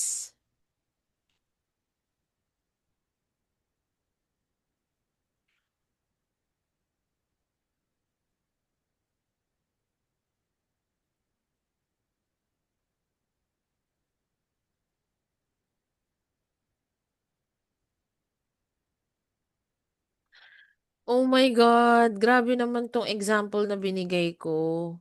We heard several shots this afternoon. I am pertaining to gunshots. Naalala ko kasi bigla yung shooting sa Minneapolis. Minneapolis? Nabalitaan niyo ba yun, guys? May school shooting na naman sa US. Grabe talaga, no? Ang toxic sa US, nakakatakot. Ang masama pa dun, nasa church yung mga students, yung mga bagets. Tas dun pa talaga nag-shoot yung ano, yung shooter. Well, dalawang kids ang namatay. So yeah, it happened in Minneapolis, USA. One day ago. Kasi kaninang umaga ko lang pinapanood yung mga video eh. So, one day ago, nagkaroon ng shooting doon. Two kids were casualties. And I think one of them is still in critical condition. Sobrang lungkot kasi I was like watching interviews of the kids na na-traumatize. And one of the kids was interviewed. Sabi niya, he was sitting two seats near the window and yung friend daw niya, kinover up siyang ganon para hindi na siya tamaan. Pero tinamaan yung friend niya at yun nga namatay. Grabe, no? It's making me feel so sad. Anyways, guys, um, that's what you call count nouns. Now, ano naman ang uncount? Good news kasi etong mga quantifiers na to, pwede mo siyang gamitin sa count at non-count nouns. 'Di ba? So, hindi ka naman sa stress. So, when we say non-count nouns, Anything that you can find in your kitchen, which is in liquid form or powder form. Yung mga condiments. So literally, you cannot count them kung hindi mo sila gagamitan ng noun phrase. But, uh, for example, could you give me some juice? Oh, ayan. Some.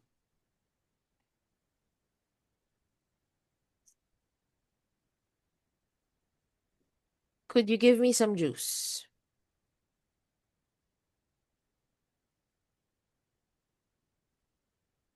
Pwede rin naman.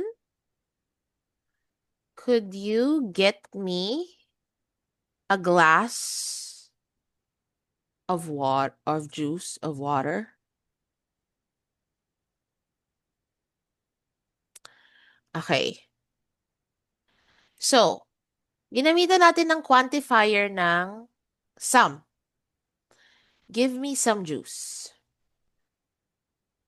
Okay? Hindi mo siya pwedeng gamitan ng several. Give me some, give me several juice. Hindi pwedeng ganun, okay? Could you get me a glass of water? Ito, a glass of water. Ito ang tinatawag nating noun phrase, a glass of water. So, pwede siyang gamitan ng indefinite article na a glass of water. Okay? So,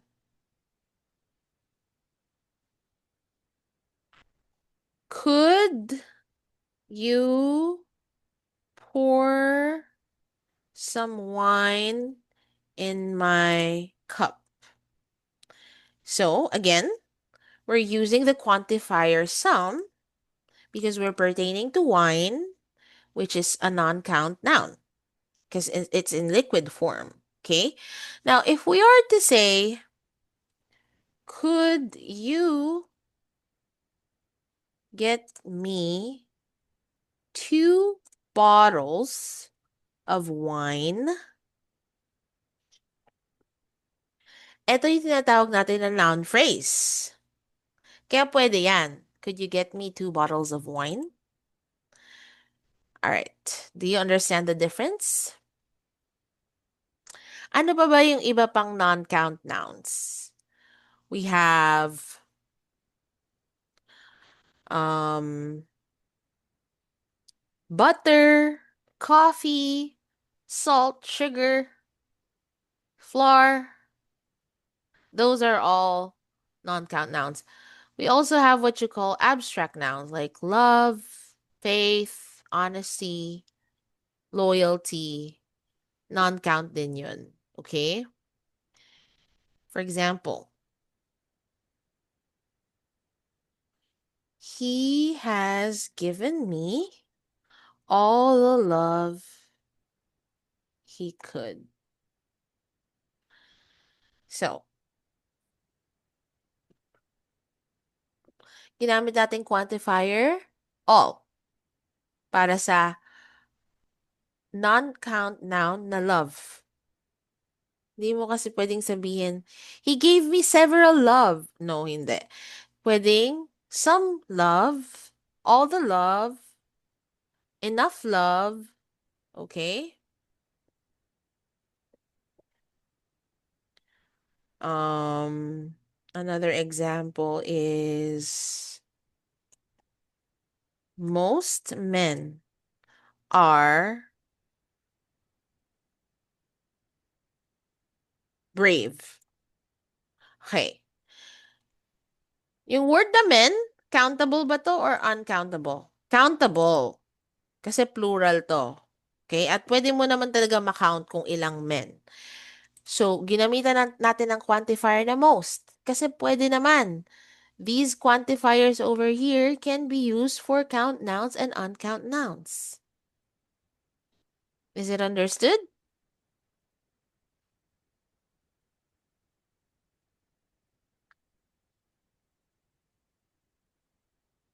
Okay. So, let's move forward to the next slide. So, we have Ay, wait lang, guys. Di pa tayo tapos sa quantifiers.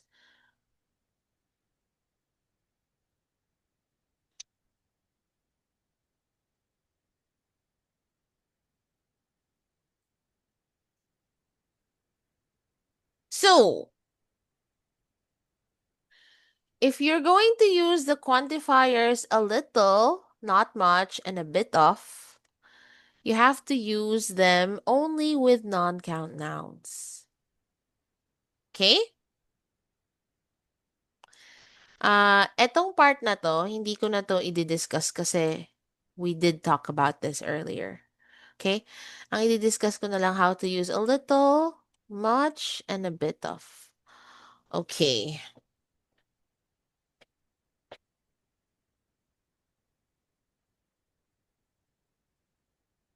I'll give some more examples.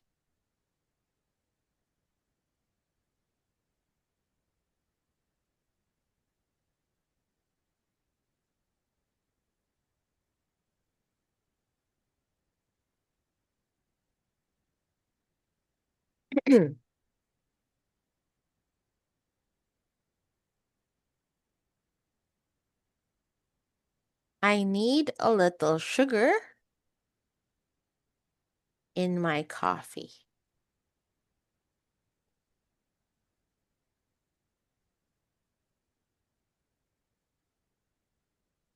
So, yung quantifier na ginamit natin ay a little. Si sugar ba, uncount or countable noun? It's obviously uncount, non-count. So, tama lang na ginamit natin yung example, I need a little sugar in my coffee. Okay? Next.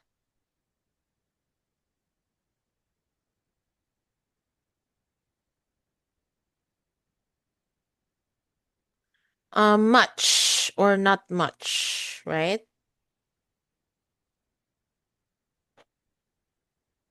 I don't have much time to finish my homework.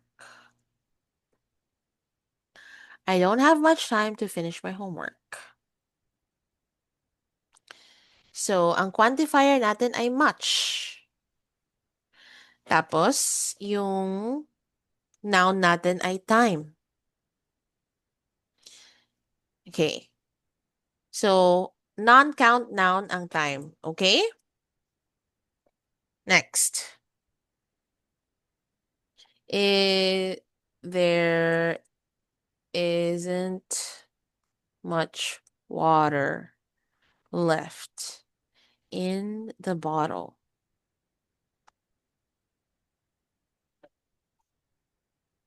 So, there isn't much or not much water. Water, again, is an uncount noun.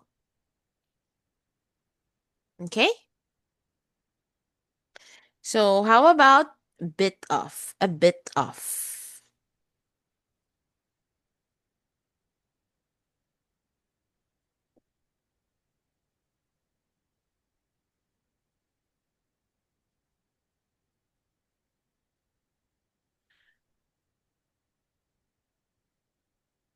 He felt a bit of pressure before the interview.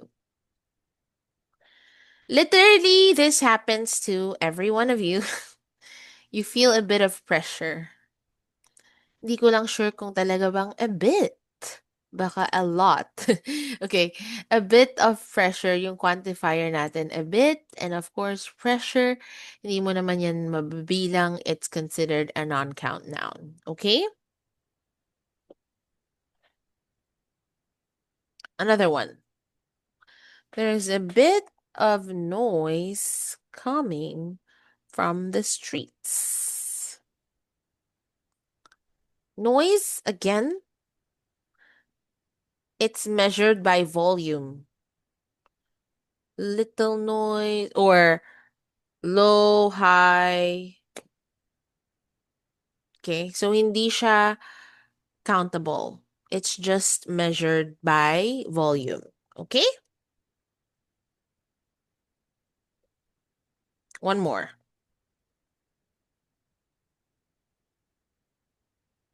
He added a bit of salt to the soup. So again, salt is considered non-count. It's something that you can find in your pantry or in your kitchen, but it's a non-count noun. That's why we use a quantifier, a bit of. The quantifier, a bit of, okay? So there you go.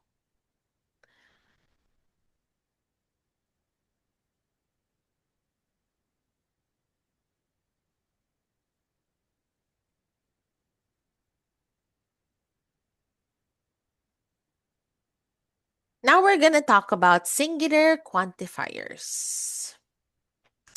Use every or each. Yung pronunciation natin. Every or each with a singular noun to mean all. Never use a determiner with every and each.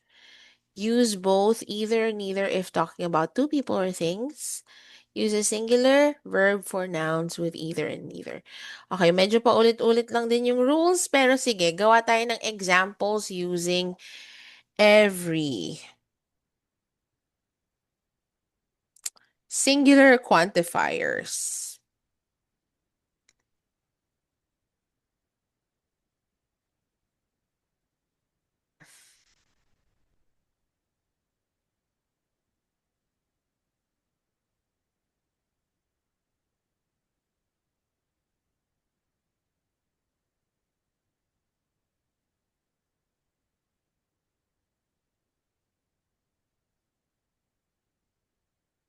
Mm.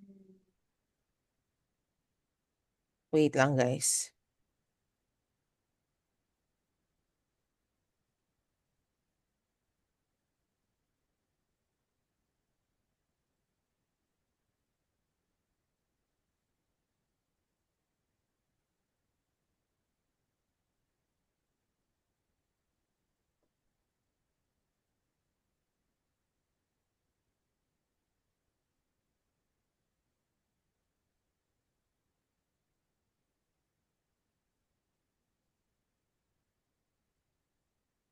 Okay.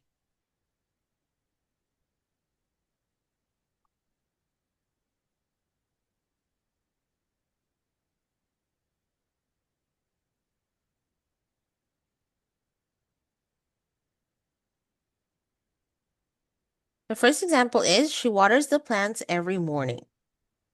So it's a singular noun, morning. Pwede kasi siyang mornings. Okay? So tama lang yung paggamit na natin ng every. Next. Um, we have a test every month. Again, the word month is a noun, which is in singular form. That's why we use this singular quantifier every month.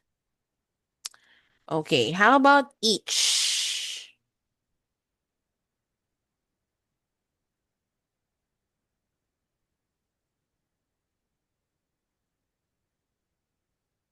Each student participated in the sports fest. Again, singular ang ating noun. So, you can only use the word each when you're pertaining to a singular noun. Okay, one more. The waiter gave each guest a menu. The waiter gave each guest a menu. It particularly means everyone or all of the guests, all of the students. Pero, since ginamitan natin ng singular quantifier na each, singular noun din ang ating gagamitin. Hindi pwedeng each students. Mali yun kapag sinabing each students. Each student lang. Each student participated in the sports festival. Okay.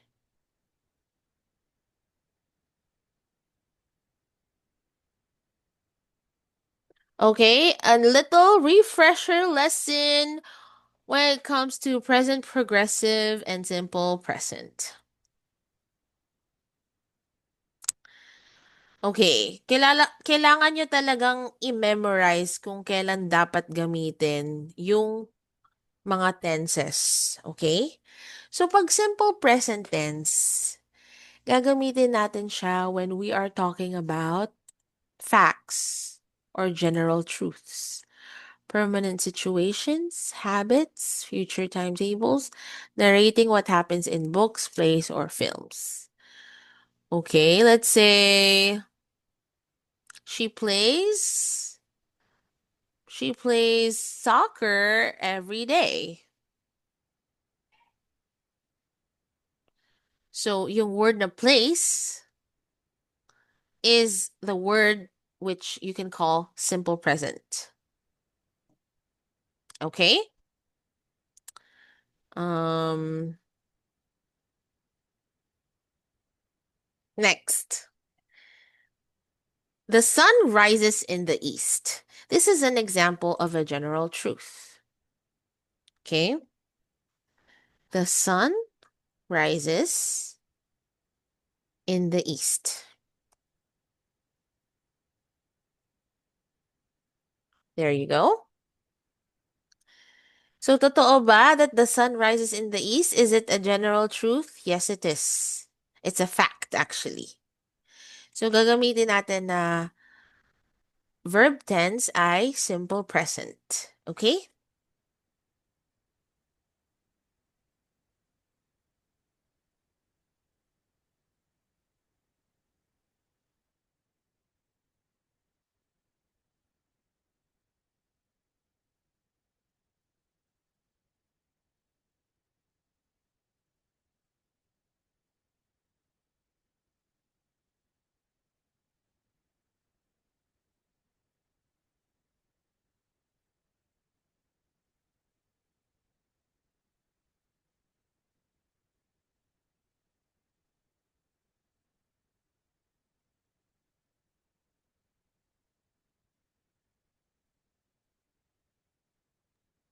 Another fact or general truth is the fact that cats love milk.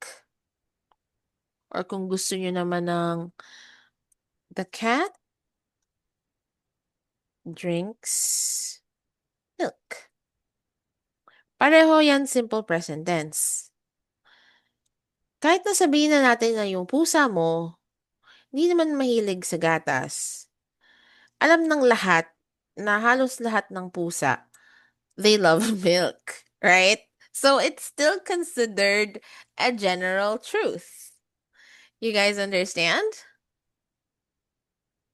The bus arrives at 8 a.m. Ibig sabihin, araw-araw, yung bus, dumadaan siya ng 8 a.m. Okay? On time lagi ang mga bus, guys. Sa Pilipinas lang hindi.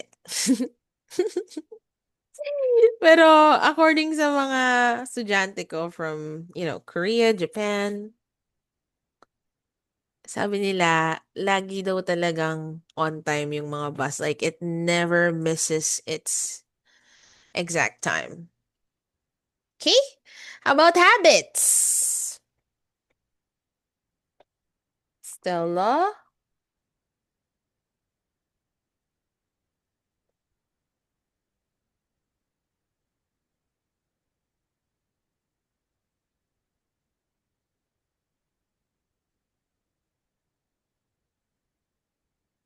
Simple present yan.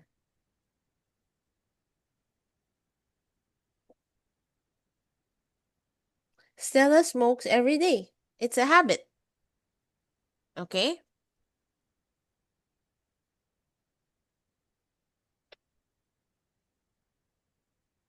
Is it clear how to use the simple present tense? How about future timetables? Let me think of an example. Hmm.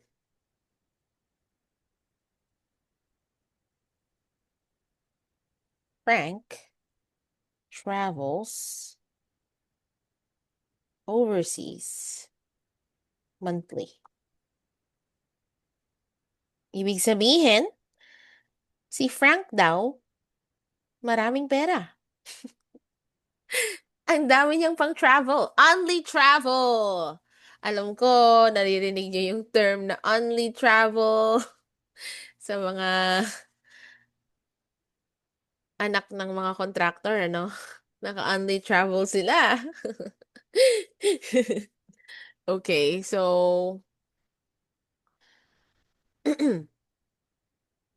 ang ibig sabihin nito, ginamit natin ang simple present tense na travels kasi si Frank nakaugalian na niyang mag-travel abroad buwan-buwan. Malay ba natin kung bakit? Baka dahil marami siyang pang-travel or vlogger pala siya, kaya siya mahilig.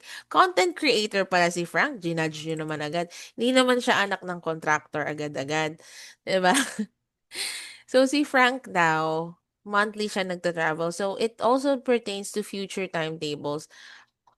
So, ibig sabihin, ngayong August, nakapag-travel siya. Sa September, magta-travel siya ulit. At saka sa November, bakit ba in-skip ko yung October? September, October, November, December, magta-travel pa rin si Frank. Because it's future timetables. Okay? So, narrating what happens in books, plays, or films. Once upon a time, there lived a beautiful princess named Snow White. Bakit biglang naging British accent, ma'am? Wala lang, gusto ko lang ng British accent para maiba naman. Once upon a time, in a faraway land, lives a beautiful princess named Snow White. She has found her prince. And not only that, she has also found seven hardworking dwarfs. Ang OA na, guys. Ayoko na. Let's move on to the next slide. Okay. Present progressive tenses. This is used when you are pertaining to present or unfinished actions, temporary situations, something new in contrast with previous state, changes and developments. Okay, let me think of a present progressive example sentence.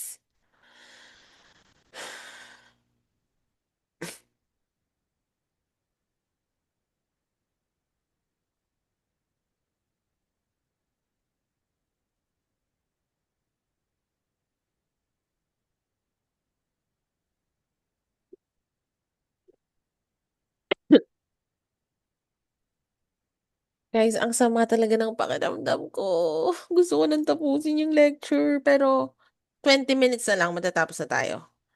Okay?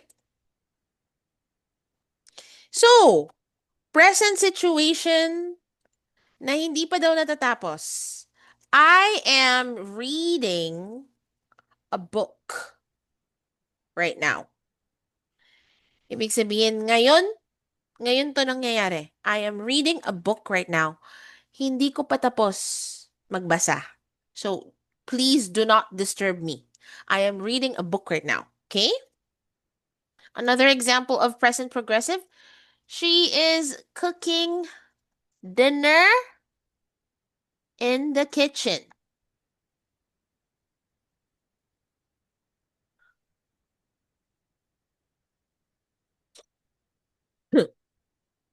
She is cooking dinner in the kitchen.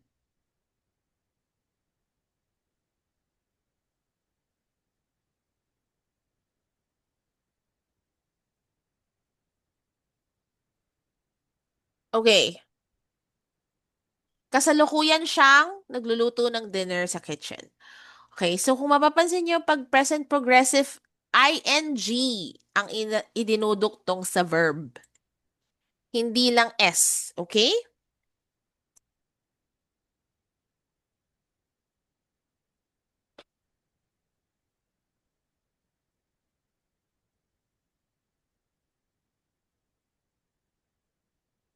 The children are singing a song. So, ibig sabihin, kasalukuyan lahat yan. Okay? Now, let's use temporary situations. I am taking up, I am, andito na tayo sa temporary situations, okay?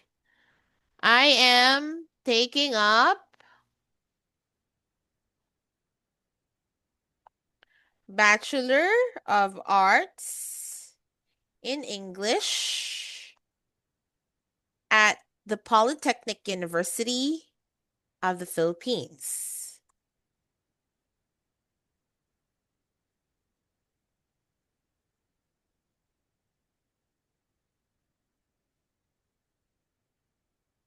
I am taking up Bachelor of Arts in English at the Polytechnic University of the Philippines. Why is this a temporary situation at unfinished action? Because hindi pa ako nakaka-graduate. Example lang to guys ah. I am taking up Bachelor of Arts in English. Ibig sabihin, kasalukuyan akong nag-aaral. Hindi ko pa natatapos yung course at hindi pa ako nakaka-graduate. Wala pa akong degree sa Bachelor of Arts in English. So it's an example of a temporary situation. Another one. He is studying French this semester.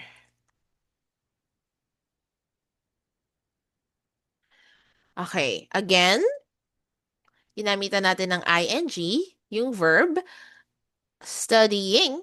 He is studying French this semester.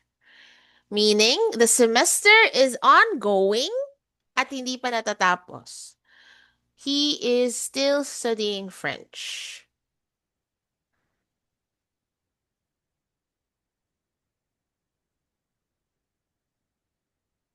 Another one. Temporary situation again. I am living with my aunt. Ito na naman siya sa British accent. I am living with my aunt while my house is being renovated. Comment down below if naiinis kayo sa British accent ko. Para matigil ko na siya. I am living with my aunt while my house is being renovated. So here we're using the verb living. Again, it's a temporary situation. Hindi naman ako titira sa auntie ko ng matagal. Nire-renovate pa kasi bahay namin, kaya dito muna ako pansamantala.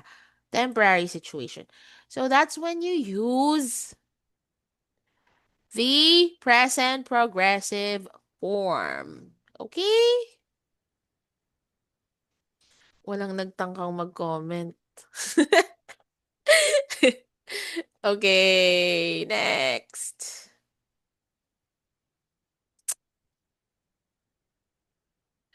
Pag-usapan naman natin ngayon si present perfect at saka si simple past. So, pag gagamitin natin yung present perfect tense, you have to remember that there's no specific time given and the action is finished. Okay, let's find some sentence examples.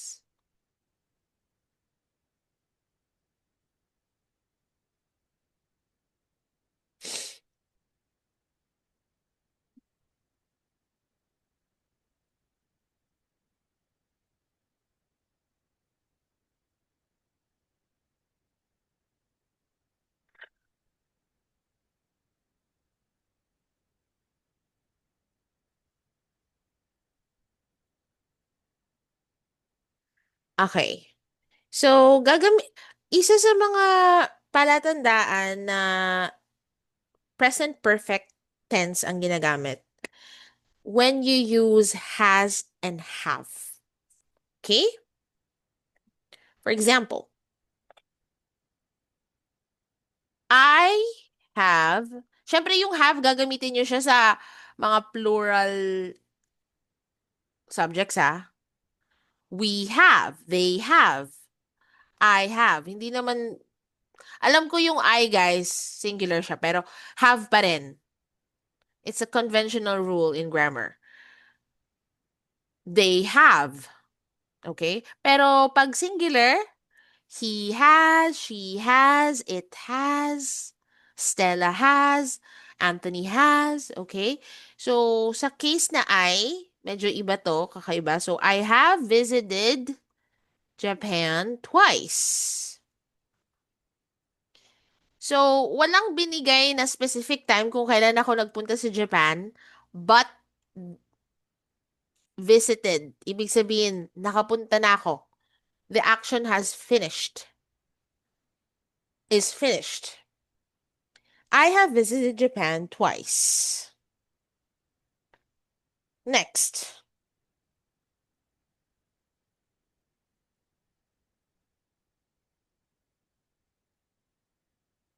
We have never seen that movie before. So, yung we, it's a plural pronoun. So, gagamitin natin have. We have never seen that movie before. Bakit seen yung ginamit ko? Pwede namang watch. So, what do you think is the difference between seen and watch a movie? Actually, there's a slight difference between the two. So when you use the word see a movie, I'm going to see a movie tonight. We're going to see a movie. Ibig sabihin, manonood kami sa sinehan. Okay? In a cinema theater. In a movie theater. Pero pag ginamit mo yung word na watch, ibig sabihin, sa TV ka lang manonood, hindi siya live, and pwedeng sa laptop, sa tablet, sa phone. Basta watch kapag hindi sa movie theater or live. I'm going to see a play tonight. So, ibig sabihin, yung play ay live theater, theatrical play. Okay? So, next. And do you want me to give another example? Yung may has naman, okay? He has just eaten lunch. Have you guys eaten lunch? He has just eaten lunch. I have not eaten lunch yet, obviously.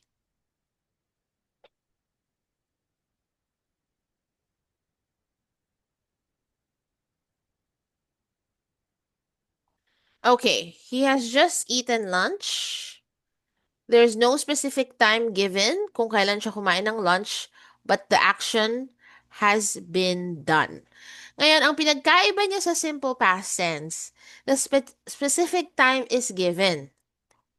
And the action continues might happen again. Okay. Example sentences.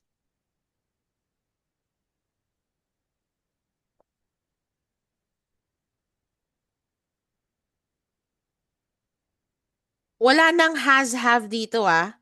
Sa simple past, walang has-have.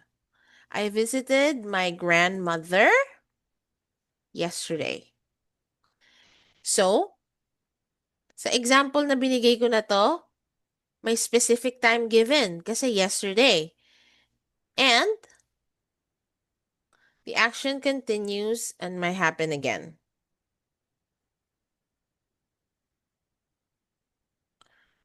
Um, he studied English last weekend. He studied English last weekend. So, again, there is a specific time yesterday. I mean, a specific time noted on the example. Okay? One last.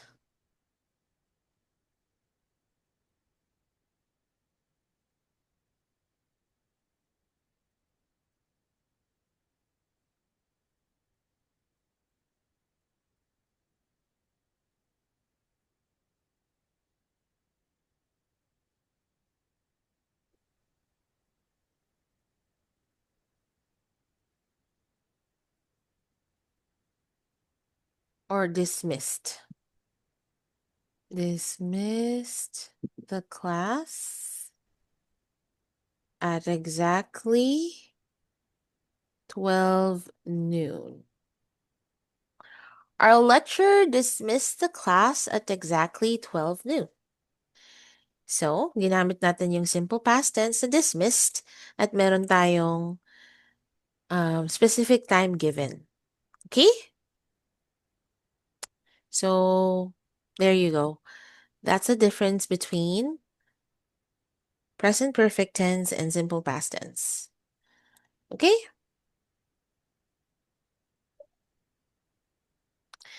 Okay, anong oras na? We only have 8 minutes left, pero importante kasi itong topic na to, run-on and comma splices.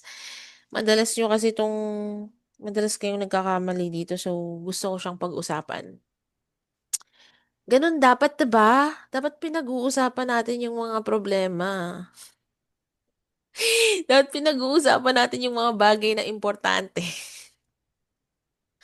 Parang hugot na yun. Ano kaya reaction nyo habang nagka-class ako? For sure, pag nasa bahay lang kayo, pwede kayong mahiga or makatulog or I don't know what you guys doing while we're having our lecture. So, identify muna natin run-on and comma splices. Pag sinabi nating run-on or comma splices, they have the wrong structure of sentences. It means you have mistakenly combined two independent clauses without any punctuation mark or by simply using a comma. Okay? Hindi kasi pwede, I've been telling this to you guys repeatedly. You cannot combine two independent clauses in one sentence without adding a dependent clause. Ma'am, ano na nga ba ulit ang independent at saka dependent clause? From the words themselves. Pag dependent, ibig sabihin nun,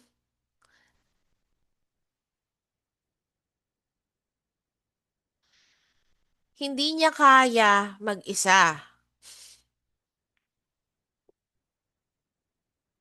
Pag independent, kaya na niyang mag-isa. So, when it comes to grammar, when we're talking about independent clauses, these are two complete sentences. Kaso nga lang, dahil karamihan sa inyo, you don't know where to put the proper comma or proper punctuation mark. You tend to make mistakes. So, ibig sabihin nun, hindi nyo tinatapos yung sentences. Madalas ko din yan nasasabi pag nagko-coaching tayo. Wait lang. Tapusin mo muna yung isang sentence bago ka mag-move on dun sa isa pang sentence, okay?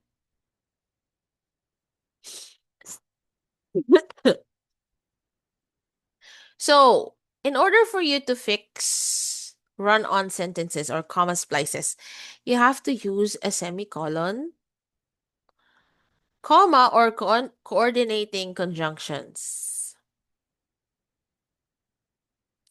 Okay, pag-usapan natin yan isa-isa.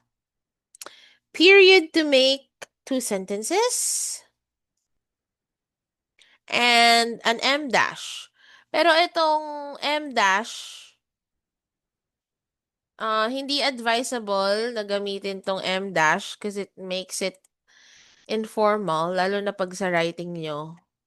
Hindi na advisable na gumamit ng M dash. So, Wag na natin masyadong pansinin 'to, okay? Move on tayo sa mga examples na ibibigay ko. Ang baba na ng energy ko, 'no?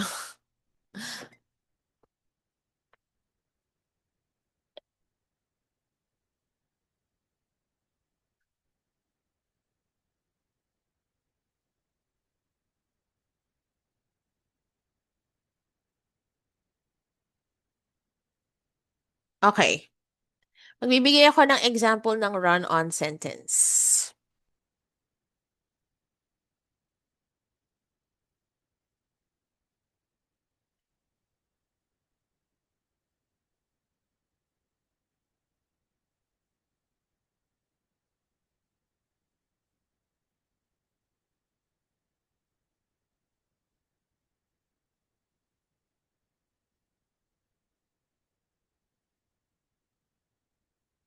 Okay. What do you think is wrong with this sentence? I hate this movie. It's so boring.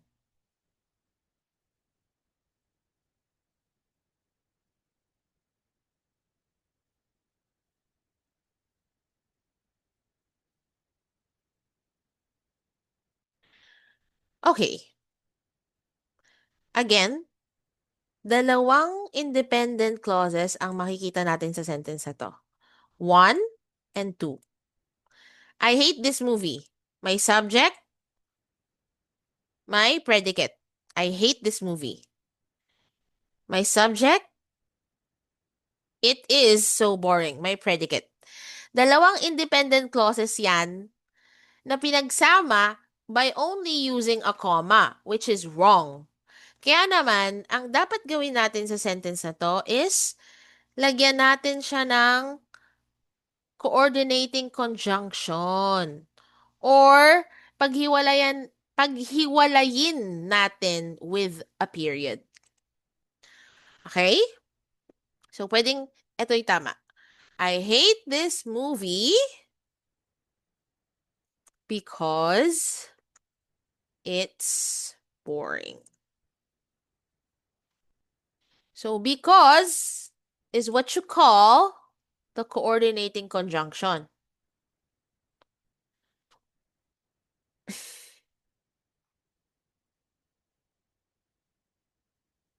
Pwede rin namang I hate this.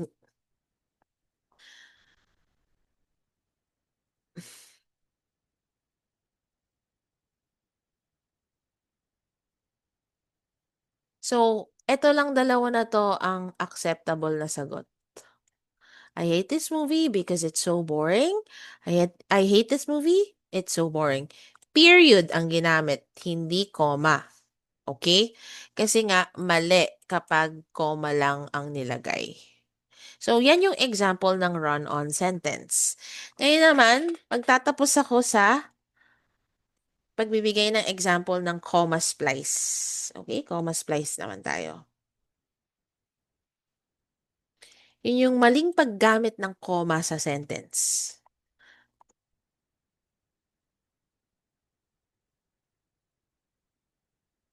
I went to the mall. Jane was there. So, ang pwede natin gawin dito, lagyan natin ng period and make it two sentences. I went to the mall. Jane was there. Or pwede ring, I went to the mall and Jane was there. Nilagyan natin ng conjunction. Or pwede rin namang when I went to the mall, Jane was there.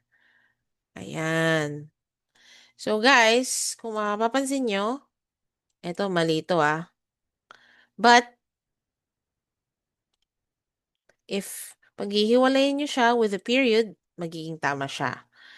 And kung lalagyan nyo ng conjunction, magiging tama ulit siya. Kapag naman nilagyan nyo ng when or subordinating conjunction, magiging tama din siya. Okay?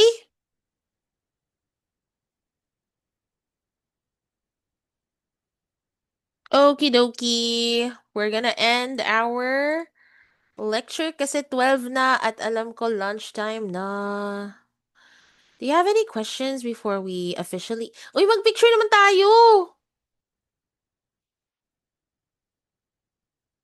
Let's take a picture. Mag-on naman kayo ng camera. Please cooperate! Tapos i-post natin sa GC. Wala lang. Okay, turn on your cameras, guys. Let's take a picture. Let's take a groovy. Paano ba Ito yung ginagawa ni Sir Kevin eh. Uy, guys, sumali kayo, please.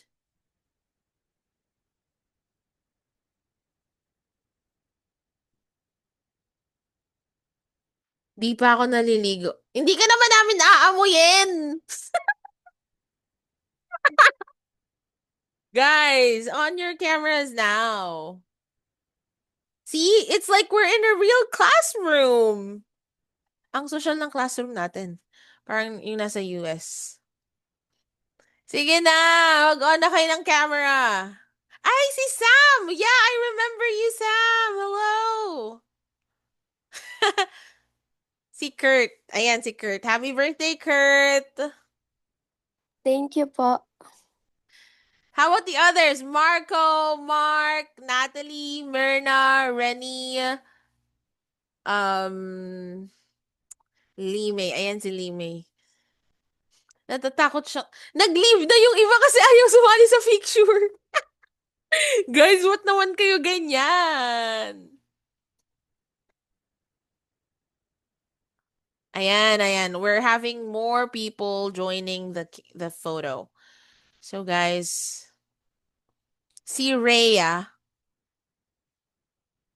But nandito si Marco kanina, tas napunta siya dun sa taas. Ba't ganun? Spotlight. Okay, yung iba, Rennie and Mark and Rhea, please do join with your cameras on para matapos na to, guys. Kasi makulit ako. Bakit ganun? Wait lang, guys, ah. Um, sa screen nyo ba kasali si Marco or hindi? Kasi parang nandun siya sa taas, di ba? Ganon din ba sa inyo? Naka-mute kayo so hindi ko marinig. Diba? Nasa taas si Marco na ganon. Bakit siya nandun? Bakit ka naman nagsosolo dyan, Mark? Sige, try kong ibahin yung...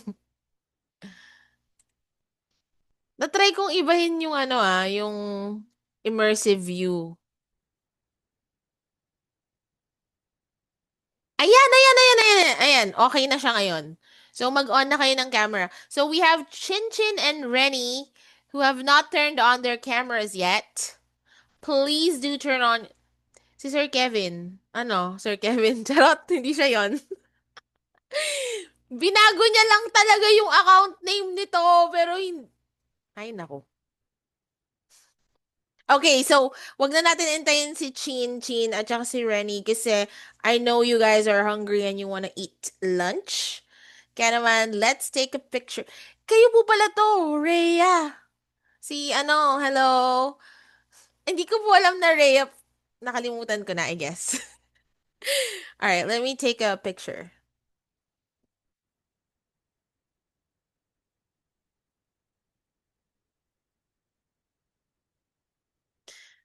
Ayaw mapindot ng ano, ng print screen. Oh, there. Okay. Wait lang. Medyo delay lang siya, but yeah. So, smile!